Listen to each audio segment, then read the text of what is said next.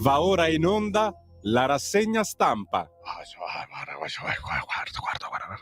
cioè tu puoi partire da qualunque giornale, assolutamente. Facci vedere subito, guarda, il Gazzettino, Stefani al 64%, la Lega doppia Fratelli d'Italia, il Corriere delle Alpi, sì, in Veneto è iniziata l'era di Stefani, la Lega vola con Zaia e doppia Fratelli d'Italia. Ancora la Tribuna, in Veneto è iniziata l'ora di Stefani, sì, è uguale, sembra la Lega vola con Zaia e doppia Fratelli d'Italia. Il mattino, anche sempre quella, dico, Zaia consegna il Veneto a Stefani, scrive l'Arena di Verona, è lo stesso giornale di Vicenza, e la Nuova, sì, e Zaia trascina Stefani e la Lega, che è una grande verità. Zaia trascina Stefani e la Lega. Adesso vedremo cosa fa Zaia, perché qualche battutina la stiamo già dicendo, già alle 7:30 del mattino, pensa. Vincono Stefani e Lega, scrive La Voce di Rovigo. E beh, diciamo che abbiamo dei buoni motivi per ballare, a differenza di quello che scrive qualche quotidiano. E allora sul cursore, Francesco, buongiorno, sul cursore, e vai con la sigla. Suona la sveglia, mi chiama il destino, arriva puntuale il bisogno mattino. Saluto il trono con aria beata e la giornata è già cominciata. Grazie. Sì, il bisogno mattutino. No, non capite male, signori, Davide Chiurazzi è un poeta, ma non fa mica questi doppi sensi. Il bisogno mattutino è il bisogno di rassegna stampa, il bisogno di Radio Libertà, il bisogno del Sammy Varin. Ci sarà anche oggi, ma certo che ci sono, Buongiorno, mai giorno fu più bello, anche se il Corriere della Sera titola Regionali, voto senza scosse. E in effetti alla fin fine non ci sono state novità pazzesche. Campania e Puglia al centro-sinistra con Fico e De Caro. In Veneto vince Stefani, risale la Lega con Zaia. Sale, non fa male, sale. Meloni, i risultati confermano la nostra serietà. La nostra, scusa, vabbè, Schlein, uniti li battiamo. E Conte, adesso non ballano più. Record di astensioni, adesso non ballano più. Vai ancora con la sigla, Francesco, vai, pompa. Baila! Suona la sveglia, mi chiama il destino, arriva puntuale il bisogno mattino. Saluto il trono con aria beata e la giornata è già cominciata. Non si molla assolutamente. Questo è anche un avviso interessante per la Lombardia. Vedi il Sammy Varin come mette già avanti le mani. È un avviso anche per la regione Lombardia, che qualcuno voleva prendere in mano, qualcuno che forse non ha la caratura esattamente quella che ci vuole per governare. Il buongiorno, il Sammy Varin ve lo dà questa mattina ricordando il numero per i vostri WhatsApp. Li voglio già adesso al 340 6709 659. Perché? Perché questa è l'unica rassegna stampa, se mai si chiami così, che dà spazio a voi in tempo reale, inviando un WhatsApp, solo WhatsApp, non SMS, al 340 6709 659. Io ve lo leggo subito. Eccolo lì, guarda subito. Speriamo che ora Salvini non dia gli assessorati importanti ai fratellastri che hanno perso. No, dai, siamo francescani, signori. Abbiamo vinto, ha vinto la coalizione, abbiamo doppiato Fratelli d'Italia. Vabbè, perché i fratellastri puntavano al sorpasso. Sì, è vero, Donzelli aveva detto questa frasettina, e anche Forza Italia aveva tanta voglia tanta voglia. Complici i sondaggisti, come quel pelato con l'aria viscida, oddio, anch'io sono pelato, che li davano davanti. I sondaggi dicevano che Fratelli d'Italia era davanti alla Lega e speravano che i veneti, come gli italioti, votassero per chi credono vincitore. Vero, vero, vero. Beh, comunque, ragazzi, è andata bene. Finalmente i veneti si sono scrollati da quel torpore, di quella imbonitrice della Meloni. Ieri ho sentito la maga. La maga non è maga, lo sapete, è la nostra astrologa, l'astrologa di fiducia di Radio Libertà, che vi saluta tutti quanti e ha detto che torna presto con le previsioni per il nuovo anno, anche se mi ha già detto che ci saranno sfracelli. Guarda, parli con l'astrologa, è peggio di Repubblica e il Manifesto insieme, guarda, ti giuro, però purtroppo le azzecca sempre. Finalmente i veneti si sono scrollati da quel torpore, di quella imbonitrice della Meloni, e quest'ultima dovrà scordarsi del suo boccone preferito. Gnam, la Lombardia. Ha fallito in Campania e vuole un posto al nord dove le amministrazioni funzionano alla grande? Vada in Sicilia a dominare, vediamo cosa riesce a fare. Mamma mia, che di prima mattina siete così, chissà ora di sera. Fatto sta, signori, che oggi veramente voglio sapere come vi svegliate questa mattina dal punto di vista politico, perché questa è una radio che cerca appunto di avvicinare un po' la gente alla politica. Siamo dei falliti, of course, perché il primo partito purtroppo è ancora quello delle astensioni. Abbiamo fallito? No! Perché?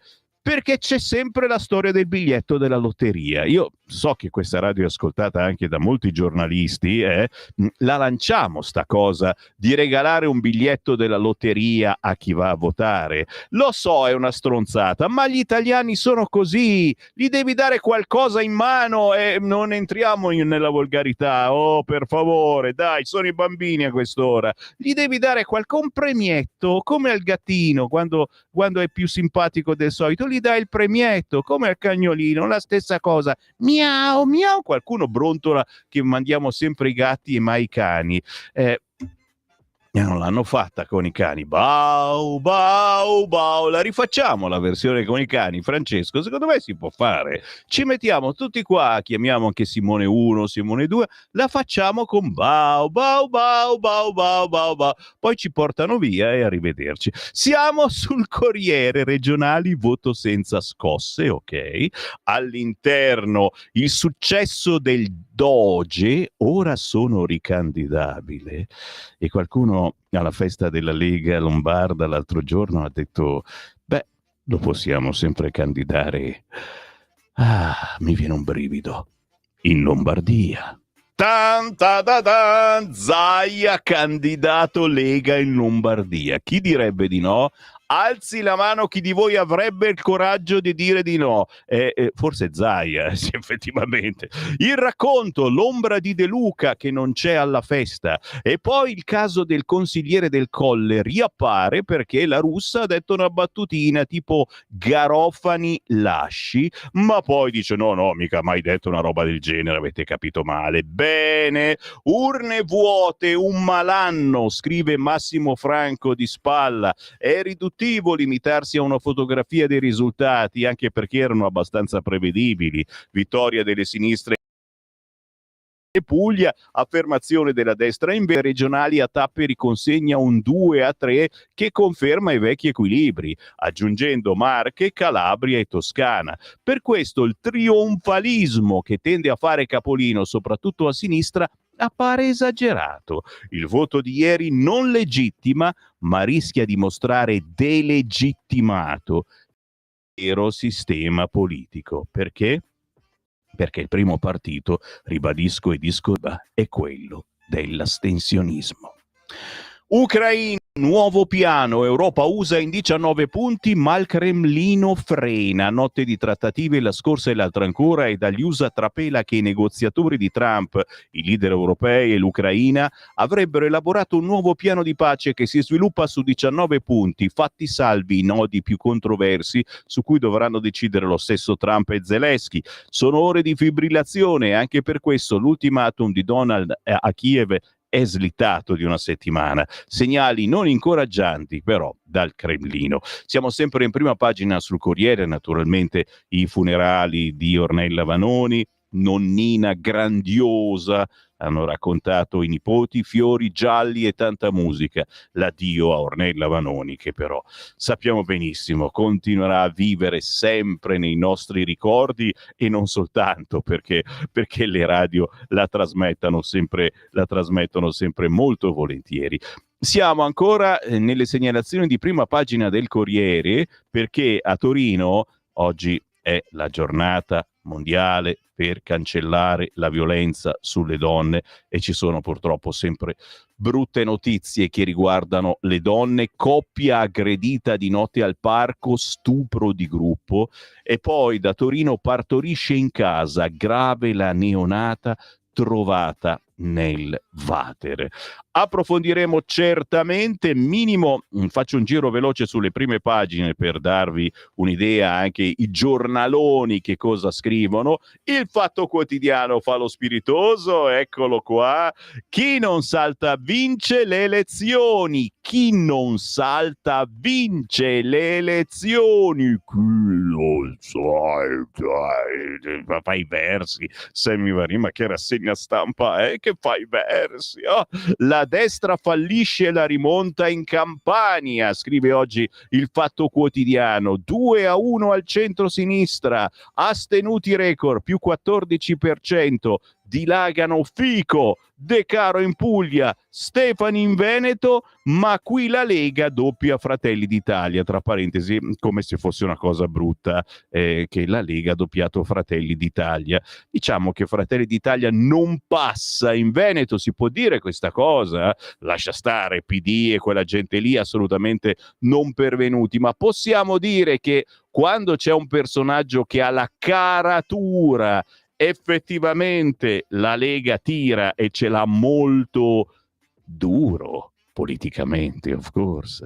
340 6709 659. Chiaro, signori, che oggi voglio un WhatsApp anche da quelli, soprattutto da quelli che non mi hanno mai scritto. Vi devo smuovere, come faccio? Vengo lì, esco dall'altoparlante adesso. 340 67 09 659. Guarda che me ne accorgo io se non mi avete mai scritto, perché non ci sono i messaggi precedenti. Quindi voglio un po' di messaggi da quelli che mai hanno scritto a Radio Libertà, e magari mai hanno scritto a una radio, non l'avrebbero mai pensato di fare una roba del genere. Oggi è il vostro giorno. 340 67 09 659. Solo WhatsApp, mi raccomando, non SMS, perché poi ci li pubblica Ranucci e insomma sai com'è. Vado, certo, vado per farvi goder su altri giornaloni. Ad esempio sul Giornale: la sinistra si inventa la spallata, scrive la prima pagina del Giornale. Tutto come previsto, Veneto al centrodestra, in Campania e Puglia si conferma il campo largo, ma Conte, Schlein e compagni sognano già la riscossa. Eh sì, perché la Schlein subito ha detto: hai visto, col campo largo si può vincere.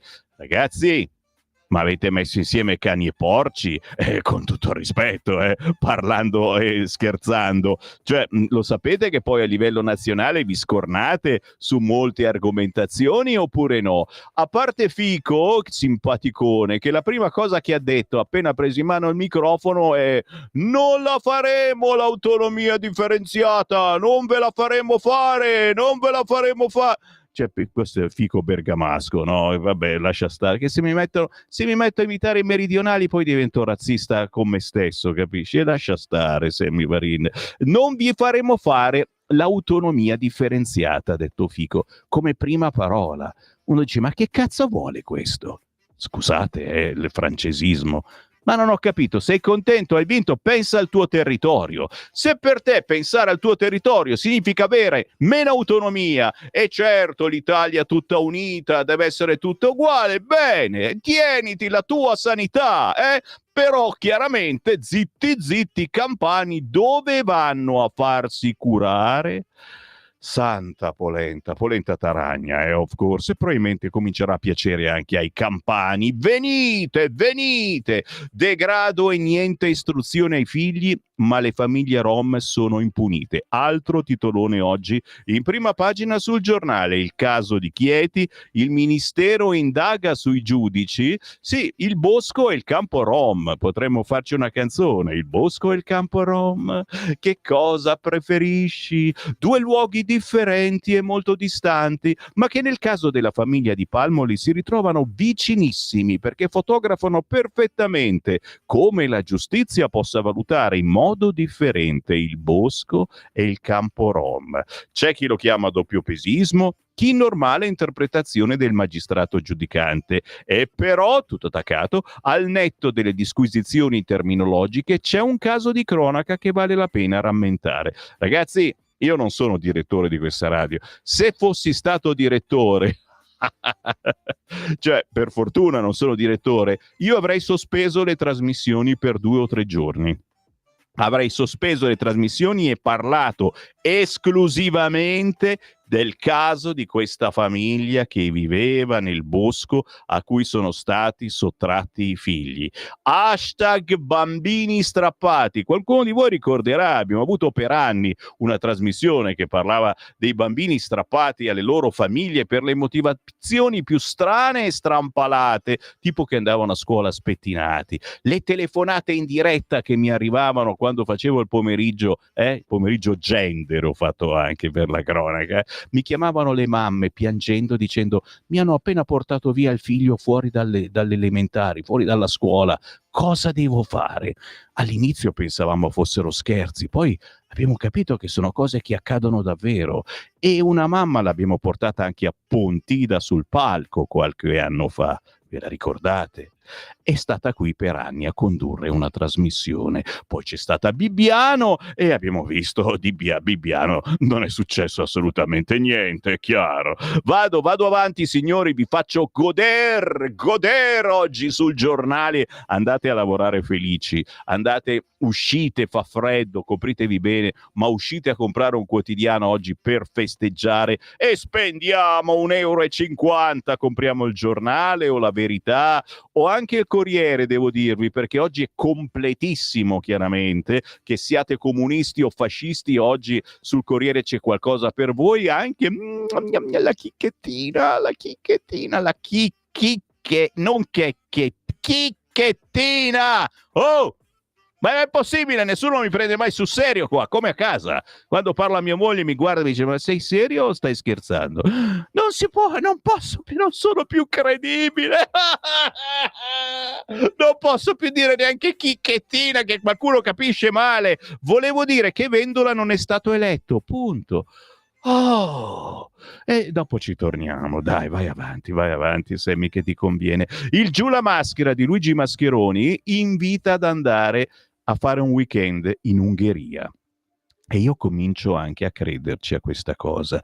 Se c'è una cosa che adoriamo, noi che siamo più consumisti che comunisti, sono i mercatini di Natale. Chiaro, se non ce li fanno esplodere i terroristi che ospitiamo in questo splendido vivaio italiano. Non c'è evento migliore per dimostrare quanto sia vero il falso buonismo. Il problema è che in Germania li hanno aboliti i mercatini di Natale a causa dei costi delle misure di sicurezza dopo gli attacchi degli ultimi anni.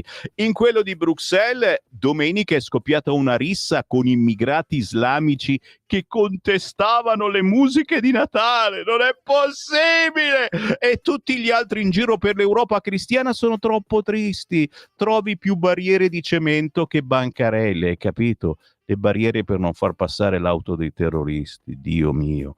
Poi, scrive Luigi Mascheroni sul Giornale, abbiamo visto il video promozionale che Viktor Orban ha lanciato sui social per invitare a visitare l'Ungheria durante le feste. Qualcosa a metà tra un vecchio spot natalizio della Barilla e un videoclip di Wes Anderson.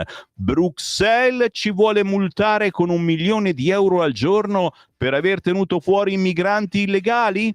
E noi li paghiamo per la nostra sicurezza e la vostra, meglio che vivere nella paura. E poi ancora su un carosello di immagini da sogno, mercatini di Natale sicuri, 0 clandestini, Niente dissuasori antiterrorismo né poliziotti in assetto antisommossa.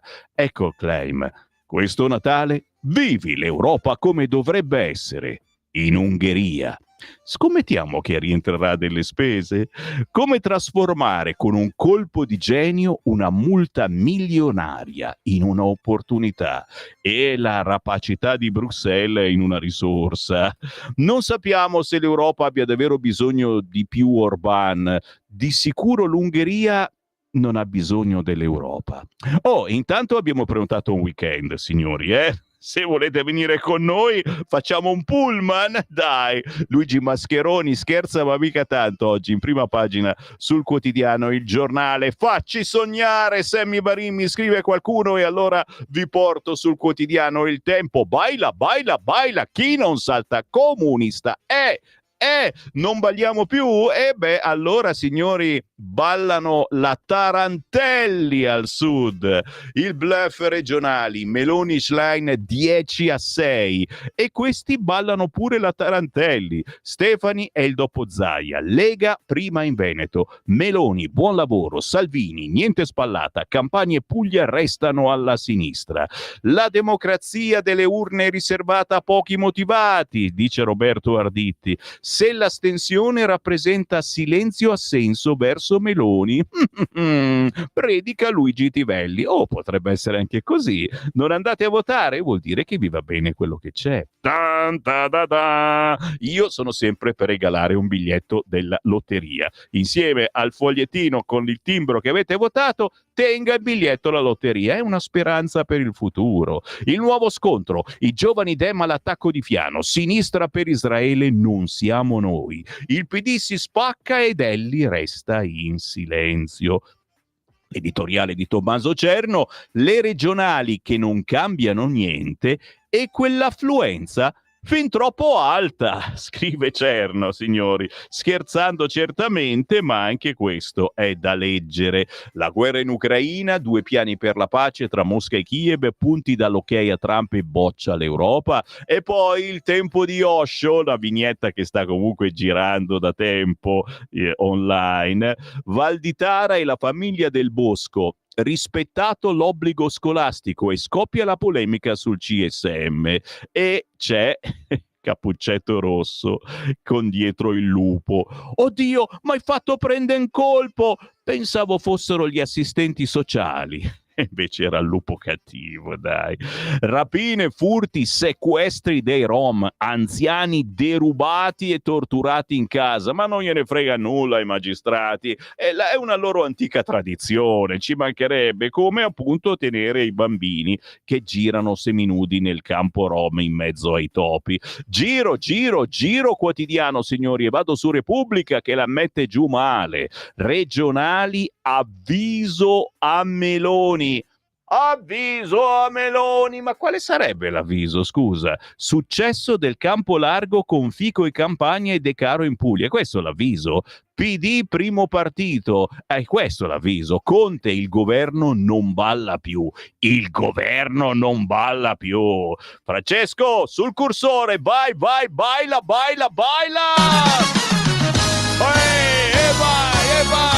Suona la sveglia, mi chiama il destino, arriva puntuale il bisogno mattino.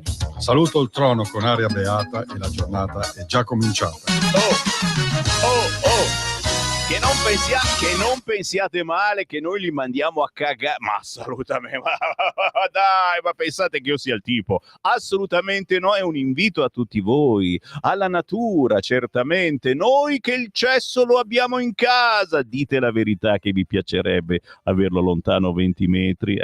Quante volte abbiamo provato questa emozione quando siamo stati in vacanza, in camper, in roulotte, in tenda, e giustamente, insomma, se non stavi nel camper a farla andavi fuori, no? E dai, mamma mia, quante menate. Gran parte dei giornali oggi riportano ancora chiaramente la notizia di questi bambini strappati e soprattutto il fatto che il ministero ha detto no, guarda che è tutto normale dal punto di vista scolastico, nessun problema. Vado avanti, signori, vi faccio goder mentre arrivano tanti WhatsApp al 340 6709 349 659, tra pochissimo li leggo. Intanto il quotidiano La Stampa, la controcopertina importantissima, perché oggi 25 novembre è la giornata mondiale contro la violenza sulle donne. L'amore vero non picchia, non urla, non uccide. L'amore è vita.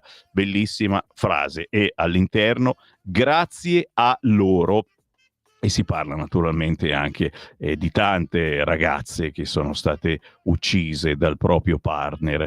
Mia moglie e mia figlia mi hanno insegnato che non puoi amare qualcuno e voler vincere sempre. E quando ho perso anche Giulia ho compreso che essere un uomo non significa resistere a tutto. L'editoriale è scritto da Gino Cecchettin.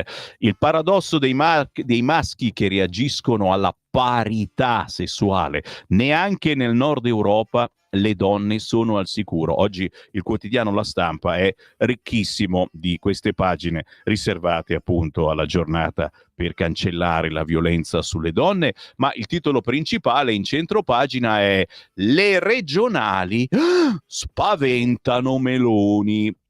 In Puglia e Campania dilaga il campo largo. Stefani trionfa in Veneto grazie a Zaia. Fratelli d'Italia dietro la Lega. Cresce ovunque il PD.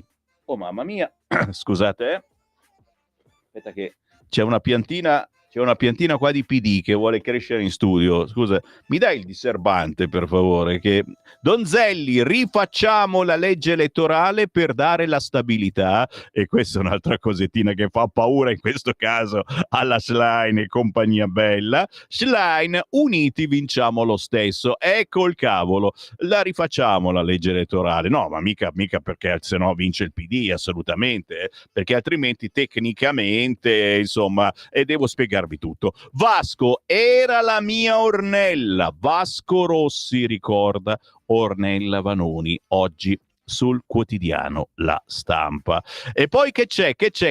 Dove ci porti, Sammy Varin, prima della pausa?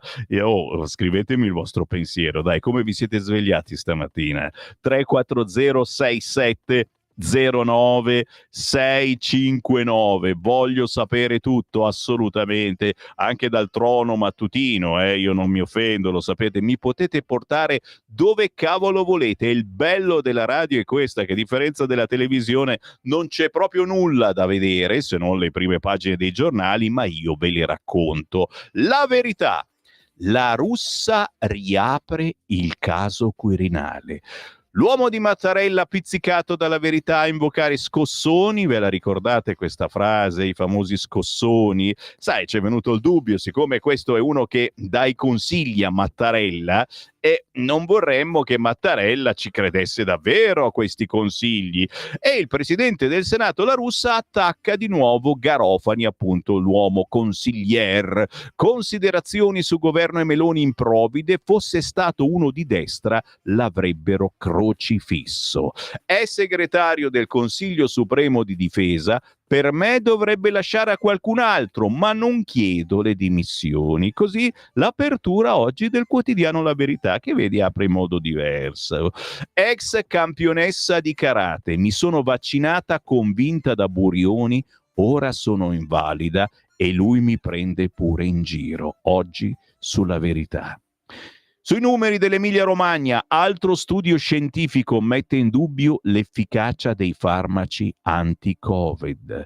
Gli esercenti erano in ginocchio, beffa finale, il fisco contesta la riduzione dei canoni d'affitto durante la pandemia. È strana sta cosettina che il giorno dopo le elezioni La Verità apre in questo modo. Beh, lo sapete bene.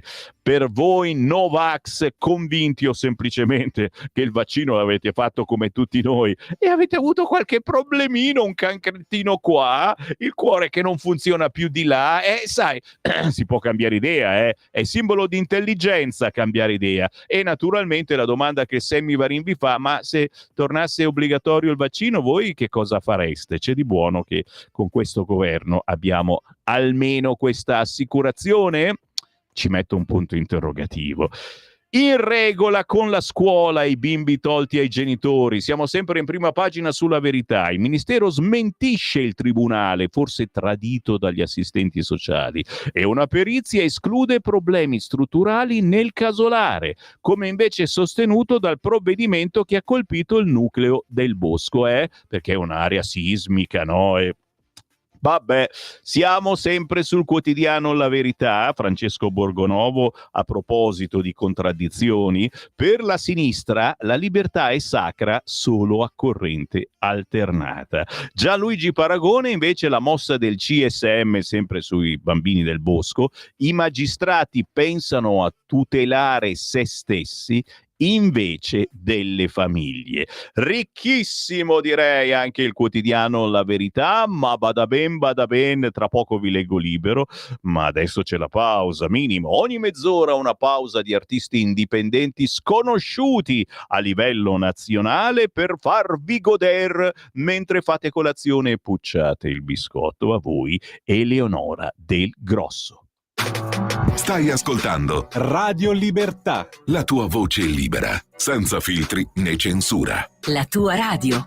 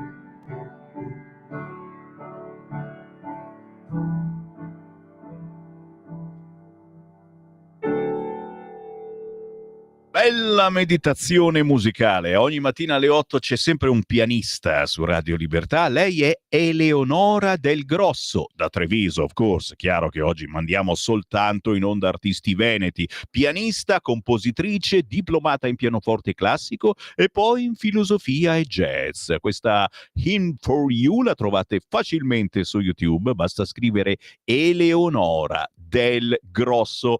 Il buongiorno si sente dal Varin, tutti col sorrisin questa mattina? Assolutamente sì.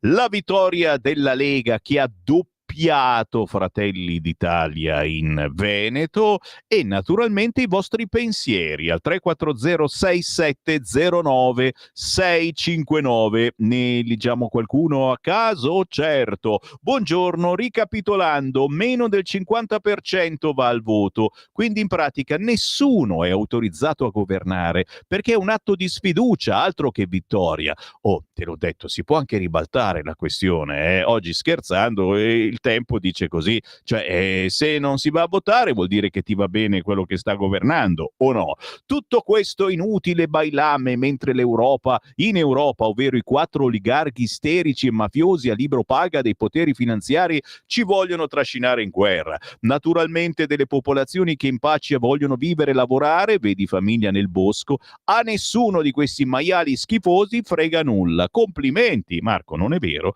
perché ce n'è uno che si chiama Matteo Salvini che ha detto che ci andrà nel bosco e io, te l'ho detto, fossi stato direttore di questa radio e per fortuna non lo sono perché sentirei ste cose pazzesche, avrei interrotto le trasmissioni per giorni finché non si trovava una soluzione per questi ragazzi. Interrotto la trasmissione vuol dire parlare esclusivamente di questo fatto dei bambini strappati alle loro famiglie, esclusivamente. Bravo scemo Sammy Varin. C'è Carla, grande risultato della Lega in Veneto, grazie a Zaia, ma anche a tutti i militanti che hanno permesso questo risultato. Il caro Conte dei 5 Stelle che crede di avere stravinto, si ricordi che in Veneto ha preso il 2%, sono il nulla. È vero, i 5 Stelle sono andati da schifo, però è chiaro che se Conte riesce in qualche modo a diventare un personaggio all'interno della compagine di centrosinistra, nonostante sia più d'accordo con il centrodestra su argomentazioni varie, certo, te l'ho detto, c'è bisogno di leader in questo paese, c'è bisogno di leader. Se per caso la Meloni dovesse offuscarsi, e non voglio anticiparvi nulla ragazzi perché prossimamente sentiremo l'astrologa Deborah Bellotti, signora delle stelle, l'ho sentita ieri sera, vi saluta, ha detto che torna nelle prossime settimane, mi ha fatto di quelle previsioni che ti giuro, roba da matti, stavo andando fuori strada con la macchina. Meglio il Veneto, pieno di gente laboriosa che Puglia e Campania, che vivono più con l'assistenzialismo. È vero Carla, soprattutto perché Fico la prima cosa che ha detto non vi faremo fare l'autonomia differenziata, come prima frase, che uno dice ma sei malato, hai dei problemi, fatti curare da uno psicologo del PD. Buongiorno Sammy, volevo mandare un saluto ai fratelli veneti e ringraziarli per questo meraviglioso risultato. Nonostante tutto la nostra vera forza è ancora qui in Padania. Riflettiamo, viva il leone di San Marco, ci scrive Daniel. È vero. La Lega si conferma la Lega Nord. Chiaramente aspetto anche il commento che non risulta al momento di quelli che si fanno le leghe, che sono fuoriusciti dalla Lega perché non hanno avuto la cadrega alla Lega, nonostante gli abbiamo dato da mangiare per decenni e ragazzi hanno mangiato tanto, adesso passano la giornata a parlare male della Lega, stanno pensando che cosa dire. L'ultima hanno fatto appunto la fotografia alla festa della Lega Lombarda a Castelcovati nel weekend che non era ancora arrivato nessuno, cioè sono peggio dei comunisti che questa tattica l'hanno usata per decenni a Pontida, arrivavano lì alle 7 del mattino e facevano la foto con i gazebo tutti vuoti, no? E diceva non c'è nessuno a Pontida, che insuccesso pazzesco, ma cazzo sono le 7 del mattino. Vi amiamo anche voi fuoriusciti della Lega, ci mancherebbe, io ci scherzo ma ci sono dei grandi amici assolutamente quando c'è la passione. Io amo anche i comunisti, ma li amo tantissimo, così tanto che leggo un altro messaggio. Certo, squadra che vince non si cambia, i veneti lo sanno come lo sapranno i lombardi, ci scrive la Clara. 2-1, tutto come prima, allora significa uniti si vince. Cambiando discorso, gli stati dovrebbero obbligare le case farmaceutiche a formulare un vaccino con tutti i controlli del caso contro quella famosa proteina che sembra la causa di tutte le strane morti che si sono verificate ultimamente. Erminio, che porti fortuna oggi. Ciao Sammy, ma vi aspettavate che i terroni? Non si dice così, a meno che anche tu non sia terrona. Allora, terroni, tra terroni ci si chiama terrone, come gay, no? Tra gay ci si dice tutte queste cosettine, ma se tu non sei gay e dici così a un gay si offende e chiama il giornalista di Repubblica. Vi aspettavate cioè che i meridionali non votassero sinistra? Certo che no. Beh, insomma, in certe zone, ragazzi, la Lega, Forza Italia e anche Fratelli d'Italia vanno alla grande al sud.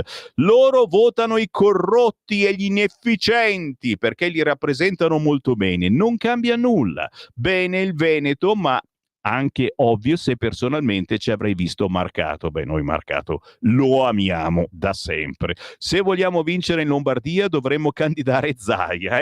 Questa è la battuta che ha fatto proprio Castelcovati, il nostro presidente di Regione Lombardia, Fontana. È chiaro che è una battuta perché Zaia...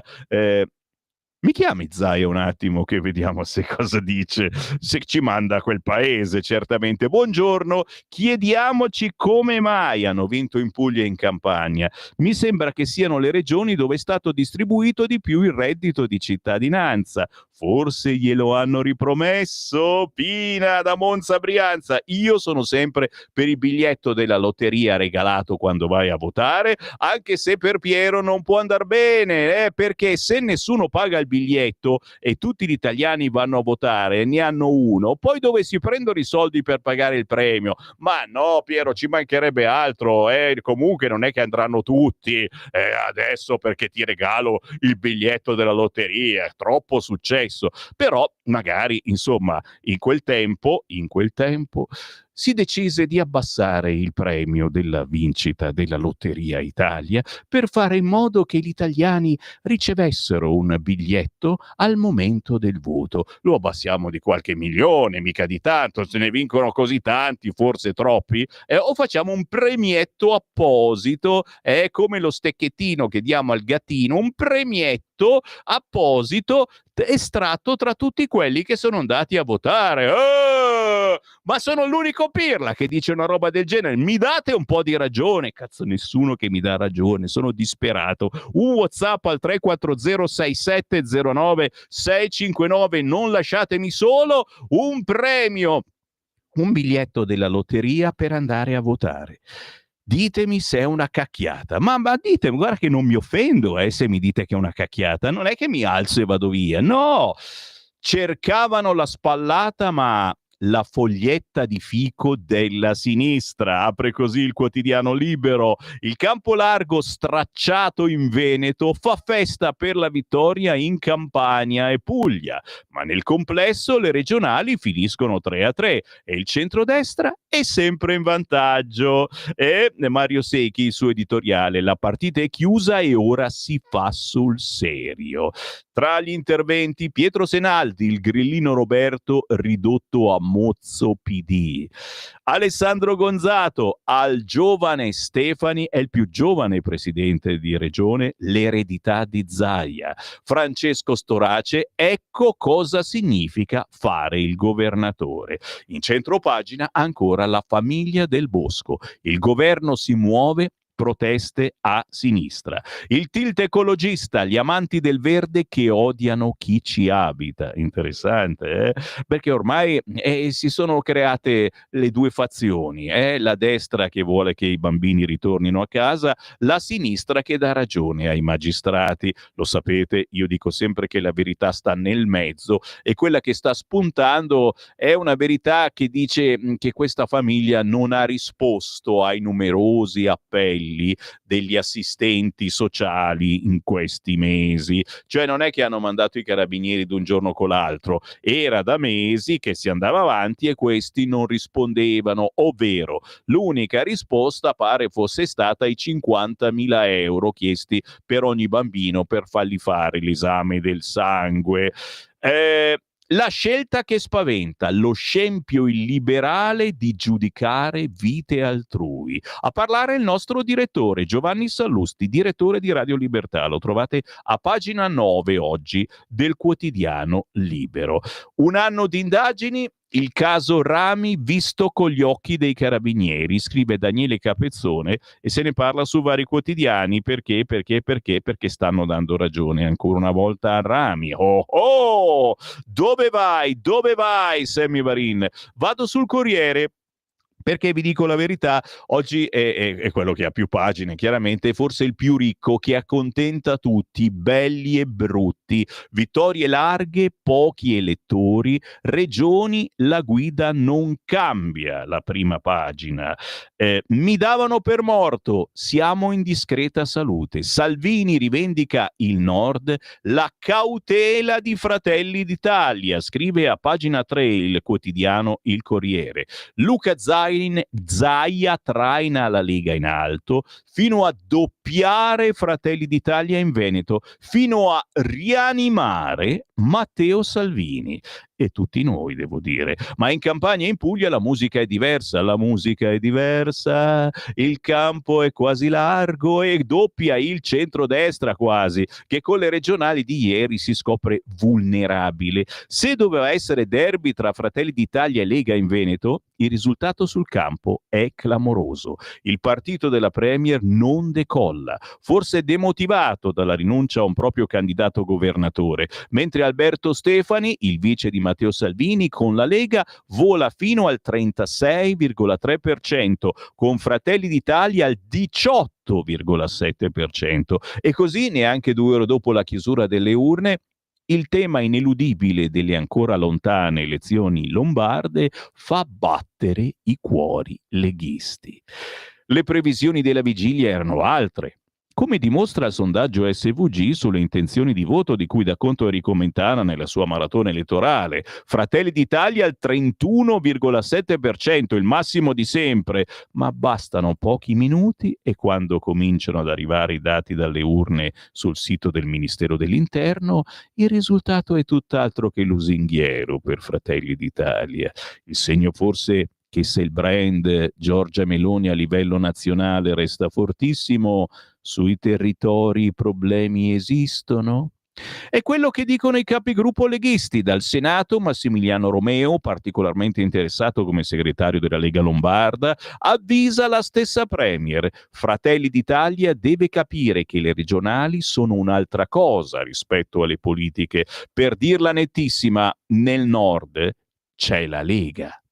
Anche nei numeri. A suo tempo, con la lista di Attilio Fontana, i nostri numeri non erano lontani da quelli di Fratelli d'Italia.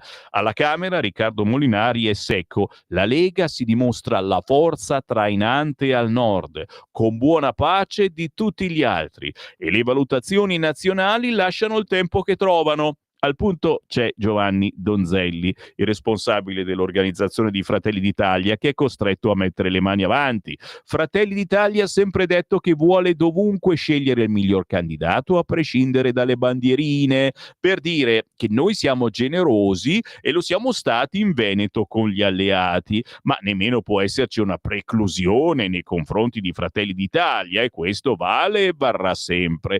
Fatto sta che il segretario leghista può ironizzare sulla sua rianimazione. Salvini è stato dato per morto in dotte analisi e invece siamo in discreta salute, un promemoria anche per gli alleati e per la leader della coalizione. Così quest'oggi il quotidiano Il Corriere, che in taglio basso con Francesco Verderami dice un quadro invariato, il risultato delle elezioni regionali, che rinvia il confronto al referendum. referendum, lo sapete, poi c'è il referendum sulla giustizia questa primavera.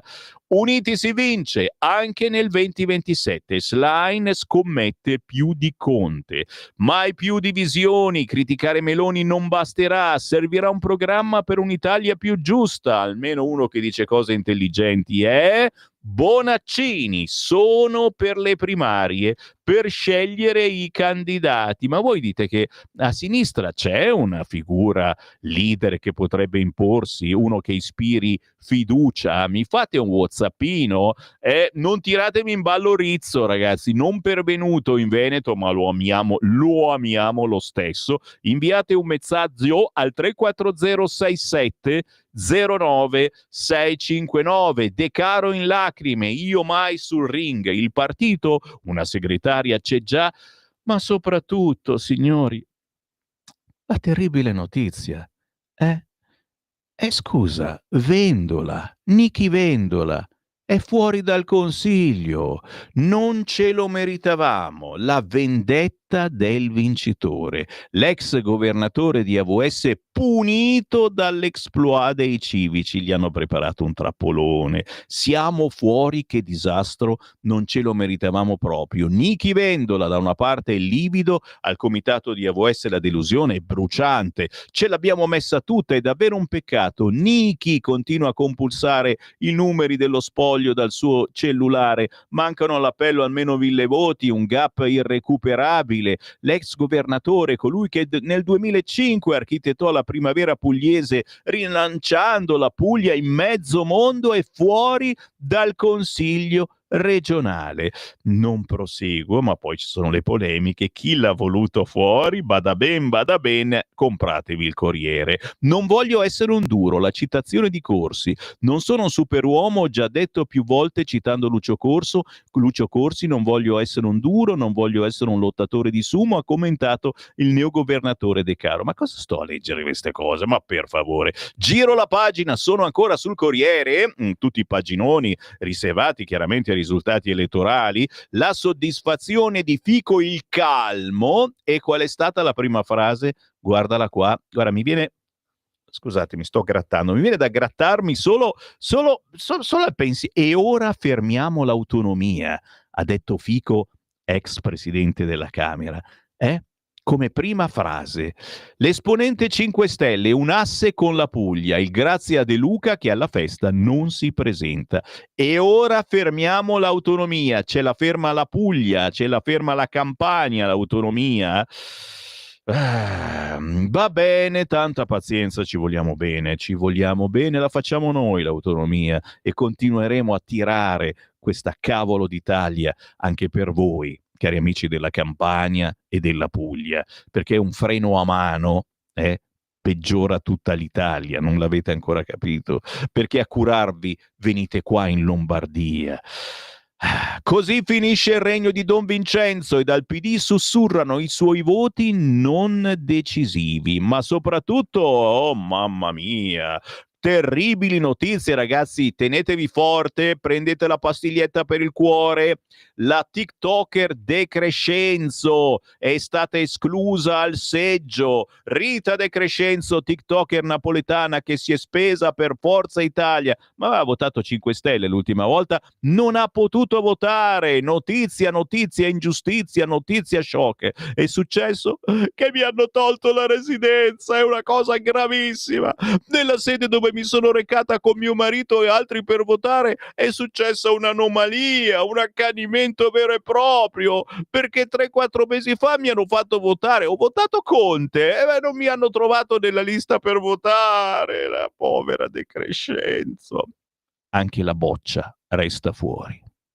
Era in lista con Bandecchi, non so quale sarà il numero di voti personali accumulati a fine spoglio, sono però certa siano attestati di stima veri, sinceri, commenta in una nota Maria Rosaria Boccia, candidata con la lista Dimensione Bandecchi e non eletta in consiglio regionale. Continuo a persistere nello sviluppo di questo progetto politico capeggiato da Stefano Bandecchi, che ci condurrà alle nazionali del 2027 con un ruolo diverso. Auguri alla Boccia.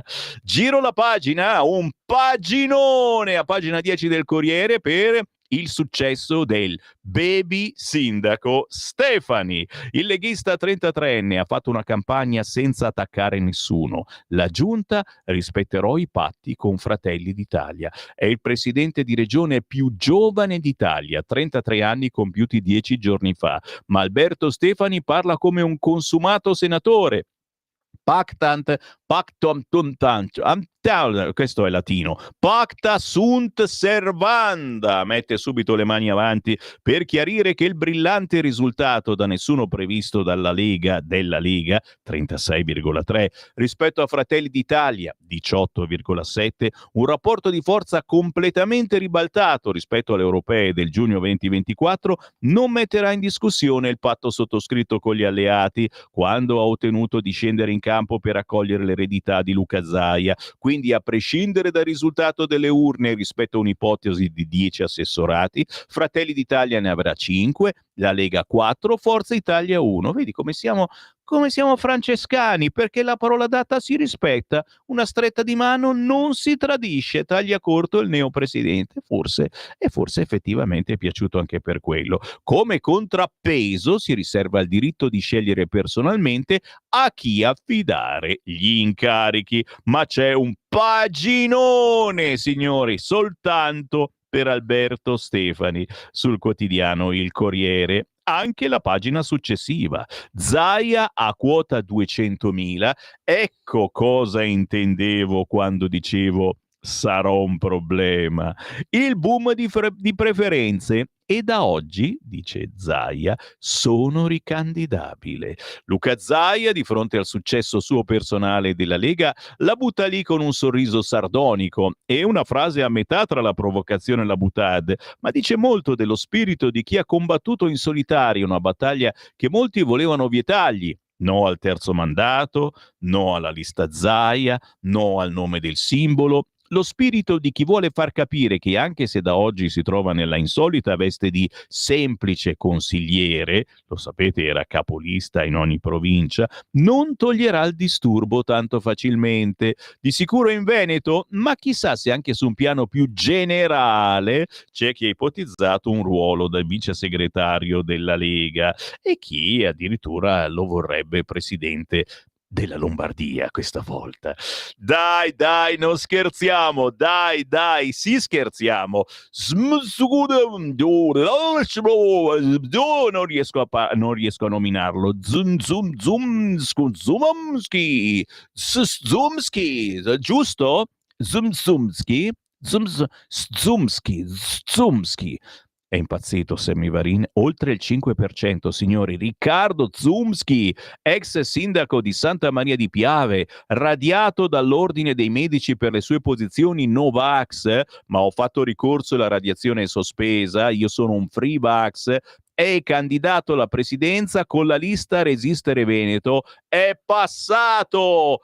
Oltre il 5%, la sorpresa del medico paladino dei Novax. Un successo del genere non se l'aspettava neppure lui, malgrado 2 anni di campagna martellante fatta di social e soprattutto incontri sempre più partecipati. Riccardo Zumski, quella roba lì, ex sindaco di Santa Lucia di Piave nel Trevigiano, medico in pensione, divenuto paladino del Novax, ma io sono free vax, ripete, ha portato la sua Resistere Veneto ben oltre la soglia di sbarramento del 3%, superando quota 5 con punte sorprendenti nel Trevigiano del 43,2% nella sua Santa Lucia, primo partito, o il 14,3% in una città come Conegliano. Signori, articolone oggi sul Corriere di Stefano Bensa per il paladino dei Novax Riccardo Zumski, che entra in consiglio regionale.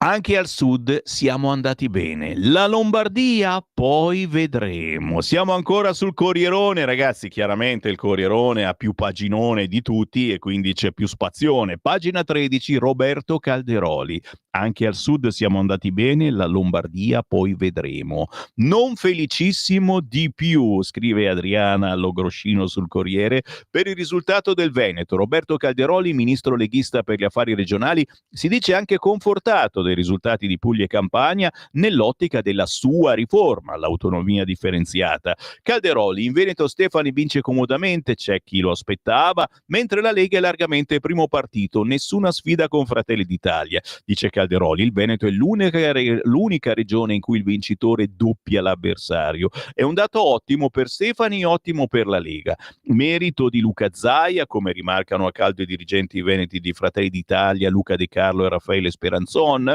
Ringraziamo sicuramente Luca Zaia perché si è messo a disposizione, dice Calderoli. Ha fatto una bella campagna elettorale, è una risorsa preziosa. Questo risultato è la conferma di un lavoro di 15 anni da presidente che i veneti li riconoscono. Quel che paga è il buon governo e la coerenza. Zaia non si è mai spostato di un millimetro.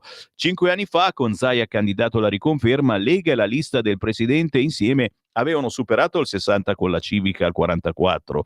Confrontare i risultati, dice Calderoli, con una Civica non ha senso. Sono sicuro che Stefani tra 5 anni, governando bene, potrà avere una sua Civica e fare un ottimo risultato. Il confronto però facciamolo con gli ultimi dati. Guardiamo il risultato della Toscana, quando la Lega era al 4,3. Non avrebbe fatto presumere gli ottimi risultati raccolti in Campania e Puglia. Com'era la storia che le preintese sull'autonomia che abbiamo sottoscritto avrebbero danneggiato la Lega nelle urne?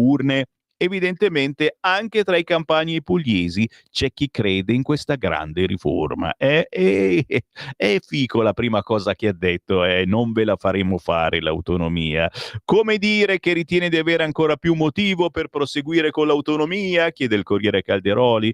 Andiamo avanti con slancio, ma i risultati delle regionali non avrebbero influito comunque. L'autonomia è un punto fondamentale del programma di questo governo che portiamo avanti con determinazione.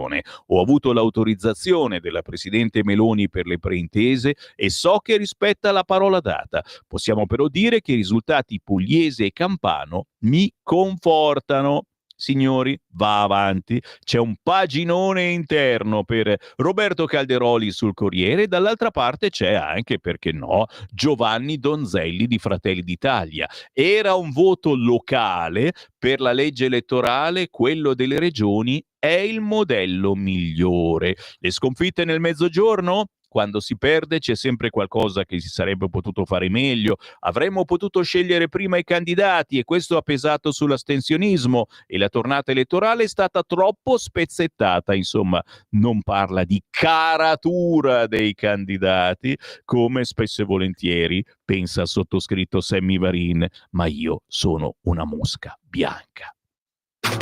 Stai ascoltando Radio Libertà. la tua voce libera, senza filtri né censura. La tua radio.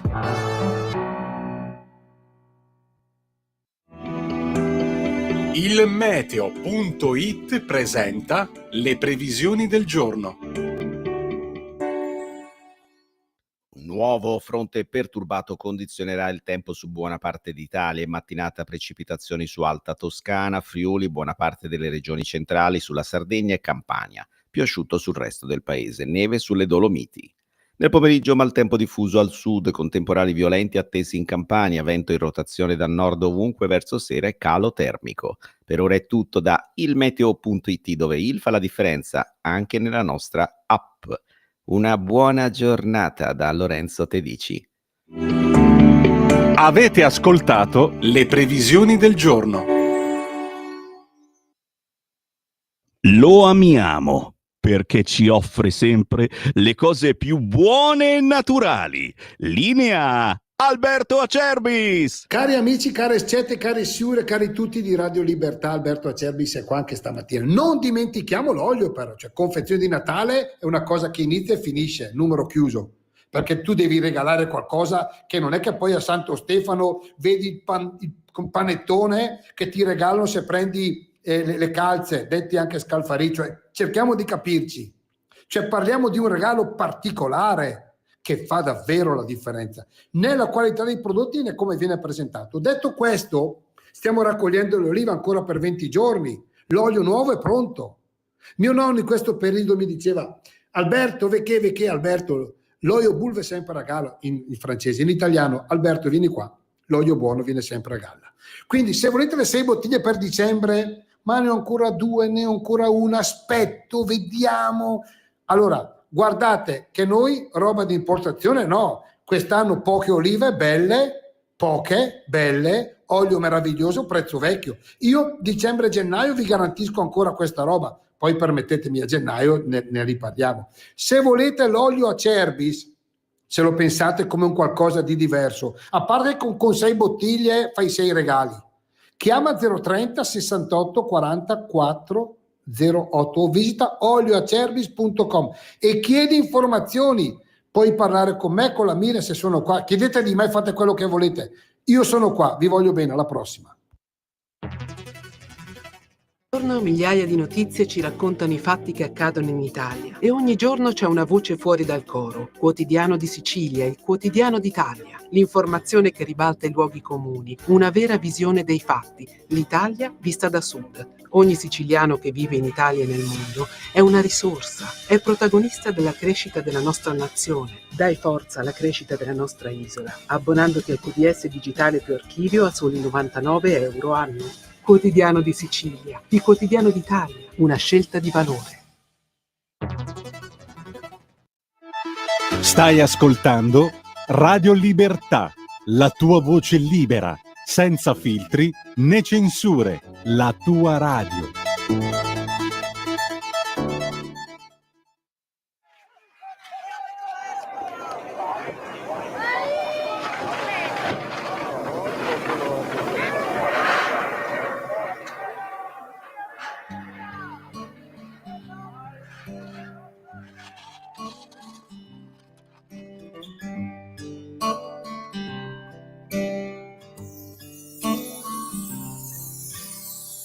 Sotto un cielo gelido, azzurro quasi blu, alzo gli occhi e lacrime scendono giù. Non ricordo l'attimo, la neve mi chiamò e mio padre mi portò fin lassù. E sono libera, sposo la gravità come una musica che risveglia l'umanità. Sono irraggiungibile come una meteora che va. Il respiro è rapido, non lo sento più. Forse non c'è logica nel buttarsi giù, ma la vita è un attimo, questo io lo so. Basta un centimetro per l'eternità e sarò libera, sposo la gravità e gli occhi brillano, la mia vita è tutta qua. Sono irraggiungibile come una meteora che va.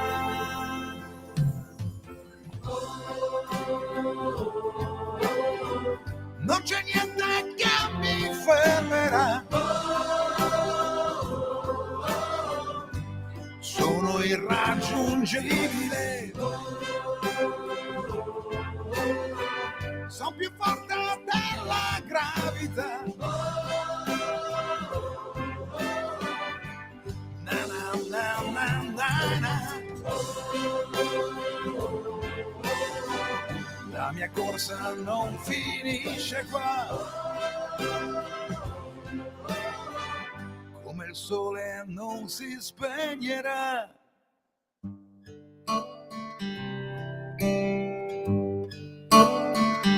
Il ritorno di Francesco Baccini con questa canzone profonda, Matilde Lorenzi, dalla colonna sonora del docufilm che racconta 70 anni di Olimpiadi, una canzone che rende omaggio a un anno dalla morte della sciatrice della nazionale juniores, morta in un tragico incidente sugli sci, appunto Matilde Lorenzi.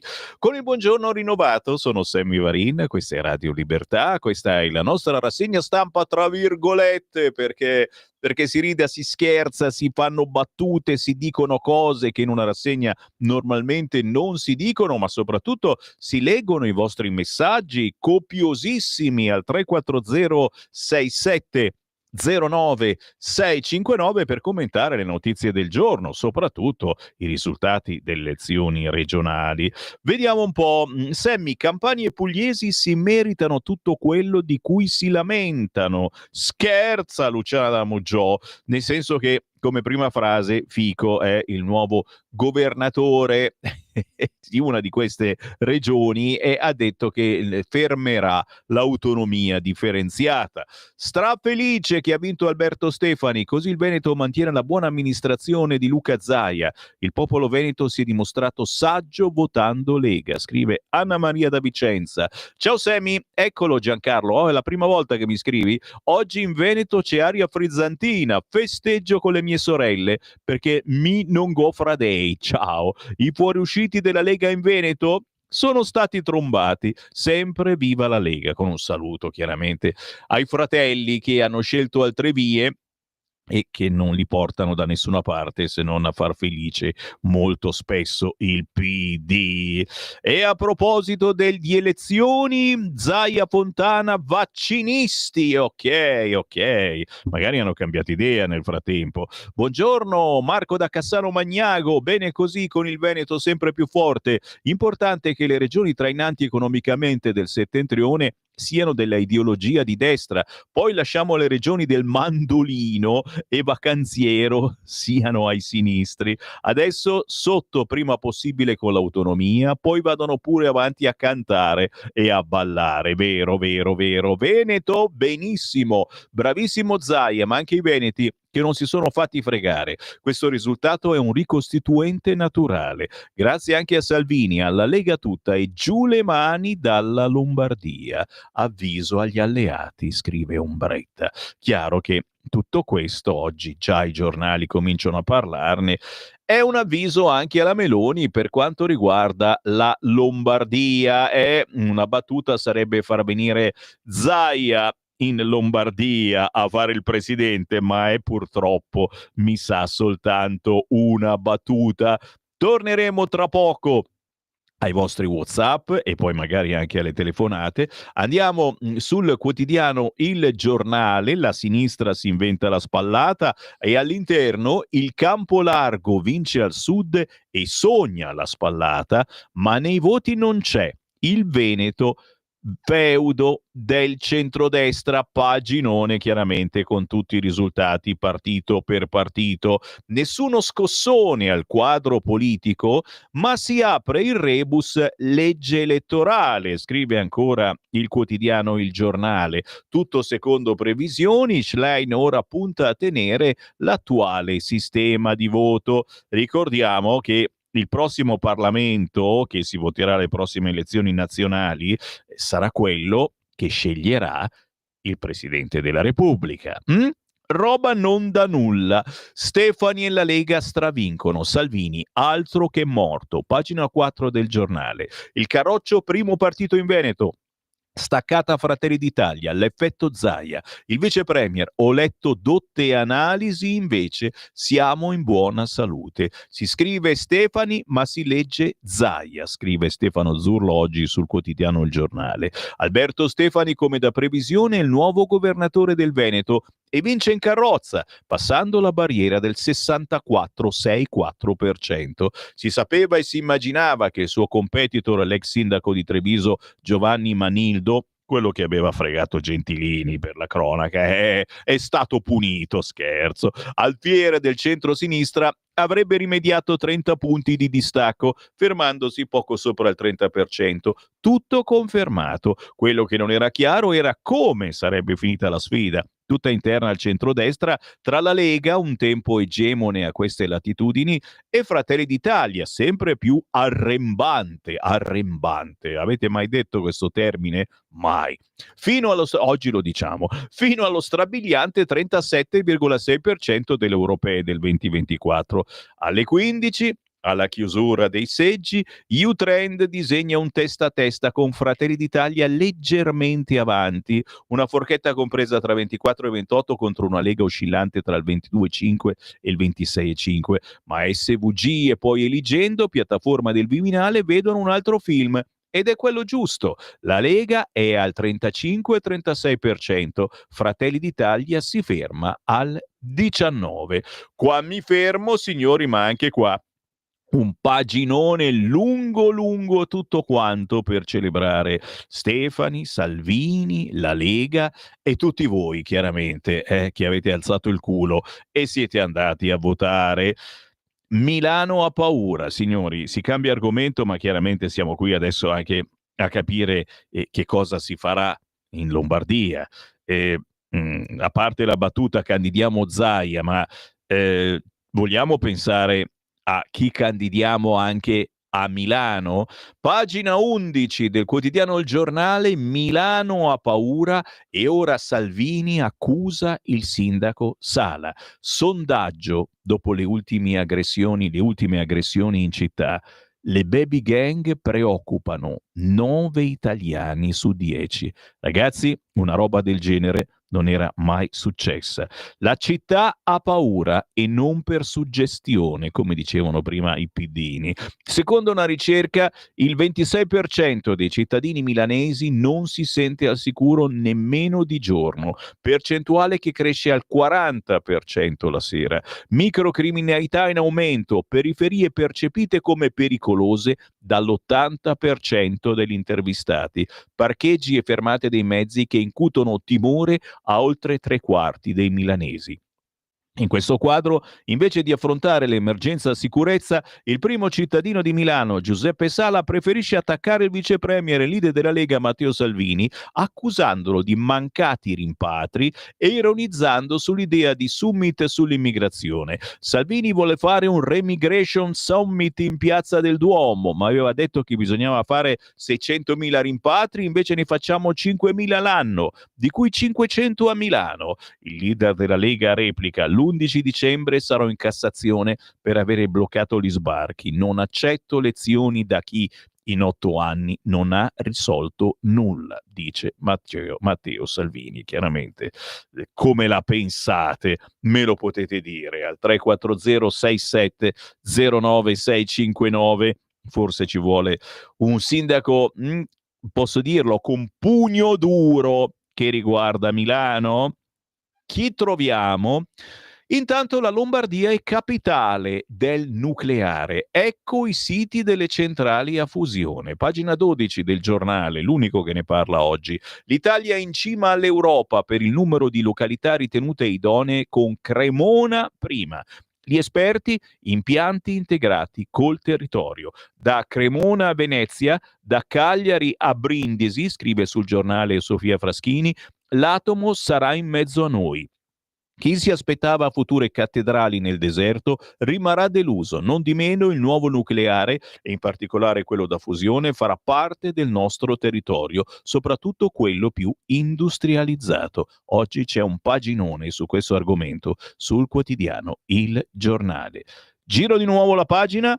L'ultima segnalazione, chiaramente oggi giornata per cancellare la violenza sulle donne, e si ritorna su quella legge, a pagina 19, che è stata appena approvata, bipartisan, senza consenso è stupro. La rivoluzione dell'articolo 609 bis. L'accordo bipartisan passato all'unanimità alla Camera. In Italia sono più di 6 milioni le donne tra i 16 e i 75 anni che hanno subito un'aggressione fisica o sessuale. Matilde Sperlinga torna su questa decisione.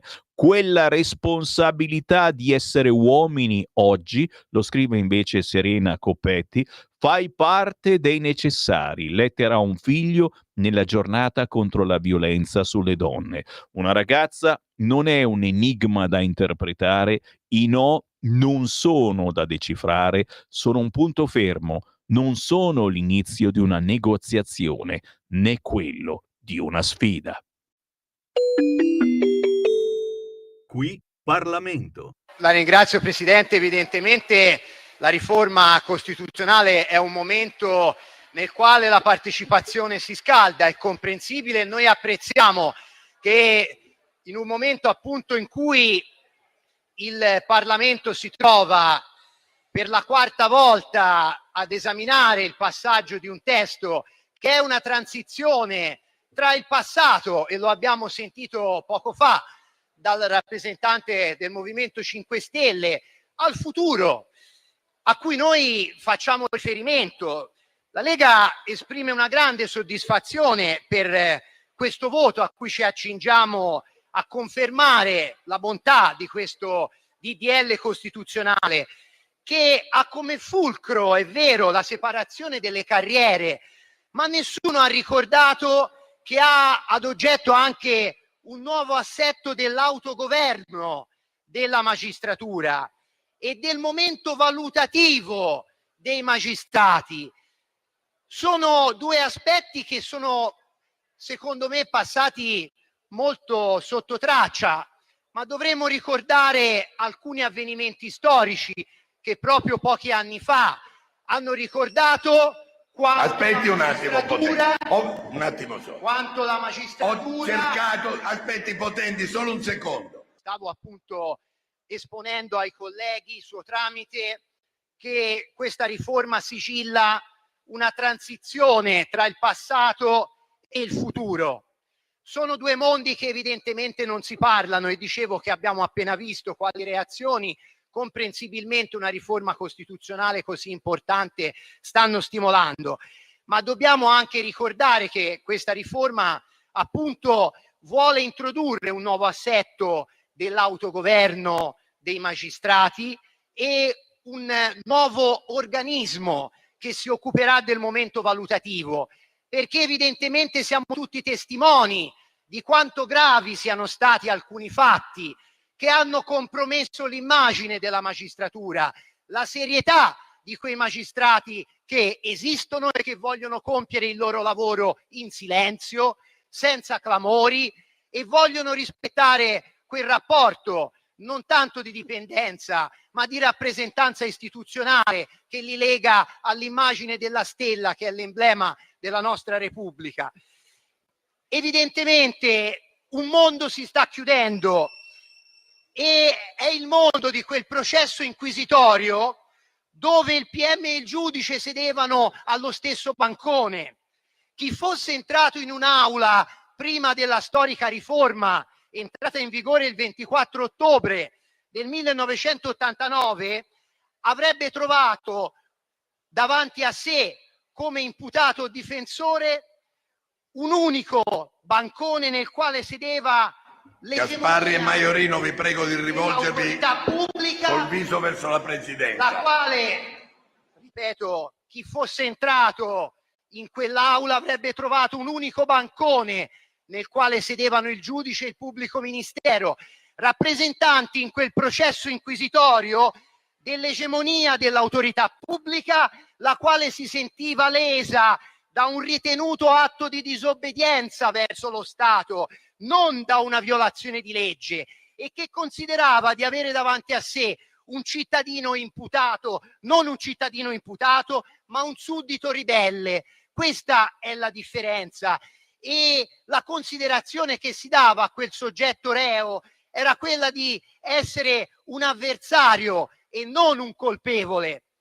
Oggi questo schieramento inquisitorio di cui parlavo, che era seduto davanti al rappresentante della difesa e all'imputato, non esiste più.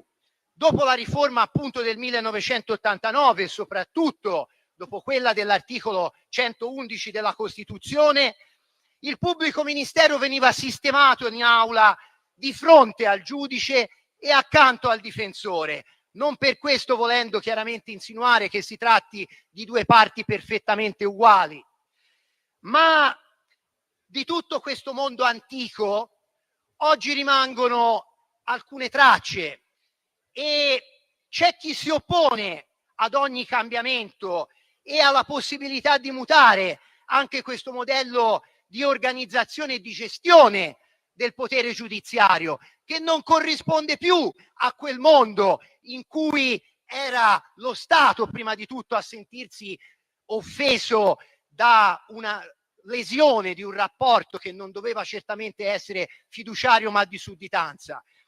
Quindi, dicevo, c'è una parte di soggetti che sono operatori di quel sistema, che si è organizzata in rappresentanze associative, che quindi tentano di rappresentare una omogeneità di pensiero, ma quel mondo in qualche modo sta cambiando e devo dire il vantaggio di potersi trovare sottoposti ad un giudizio sulle proprie condotte dallo stesso organo di autogoverno che deve gestire le dinamiche del comportamento, dei trasferimenti, del metodo di lavoro.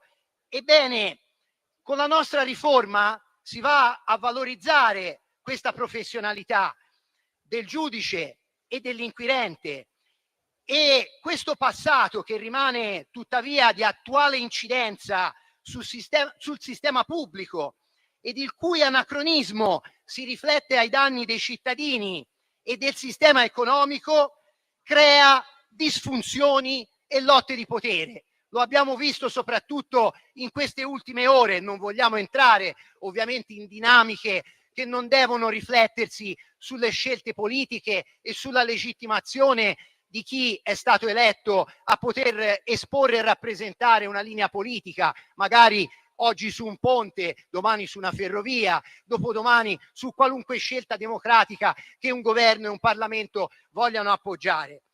Sono quindi 4 i sì che occorrono per ridare fiducia agli italiani nel sistema della giustizia. Sì alla separazione delle carriere, sì a 2 CSM come conseguenza della separazione delle carriere, sì al sorteggio di cui nessuno ha parlato, il sorteggio perché l'indipendenza e l'efficienza della magistratura all'interno di questi organi di autogoverno si assicura anche con il contenimento delle correnti rispetto alla loro pervasività e alla loro capacità di indicare, predeterminandole, le figure scelte e desiderate di quei membri che meglio sono portati a seguire alcuni dettami e alcune indicazioni, chiaramente che hanno una matrice politica. Dicevo 4 sì, ma in realtà sono 5, perché c'è anche un sì che verrà espresso dal popolo italiano, un sì che coinvolgerà il popolo italiano, e guarda caso 5 sì come quelli che la Lega nel 2022, nel giugno del 2022, proprio sulla riforma di alcuni aspetti fondamentali del sistema giudiziario, ha chiesto sempre al popolo italiano e ai cittadini, che legittimamente possono rispondere, possono astenersi e possono essere contrari, che cosa ne pensava di alcune storture del sistema. Peccato che non ci si sia potuti esprimere, ad esempio, sulla responsabilità civile dei magistrati.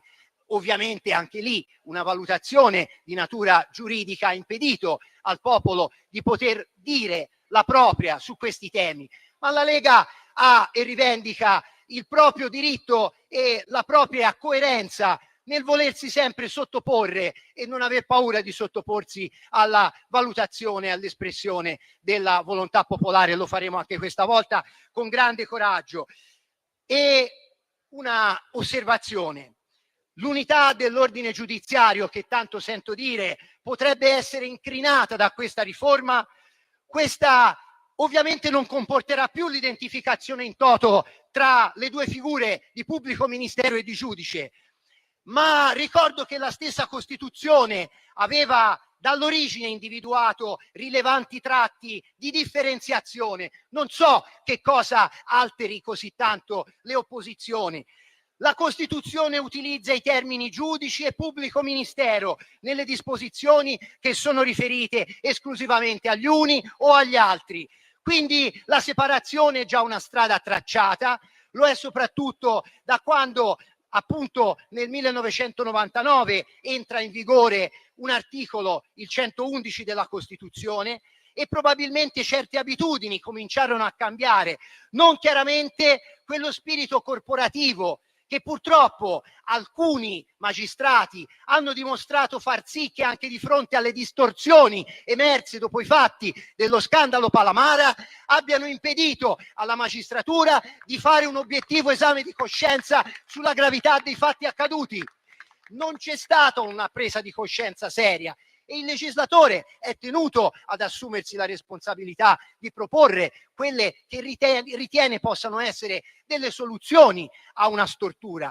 Quella del sorteggio, ad esempio, abbiamo sempre dimostrato poter valere come un ottimo deterrente per impedire che si possano ripresentare all'interno di strutture che siamo d'accordo devono mantenere un'assoluta indipendenza da qualunque potere. Lo ha ricordato anche il presidente dell'autorità dell'Associazione Nazionale Magistrati, che ha detto qualche ora fa che lui prenderà provvedimenti qualora qualunque magistrato dovesse fare riferimento a avvicinarsi a un partito politico, a una forza politica. Noi su questo siamo perfettamente d'accordo. Mi sembra che il presidente dell'associazione abbia infatti dato ragione al signor ministro quando questi ha ricordato un punto indefettibile che rappresenta il cardine della indipendenza e della...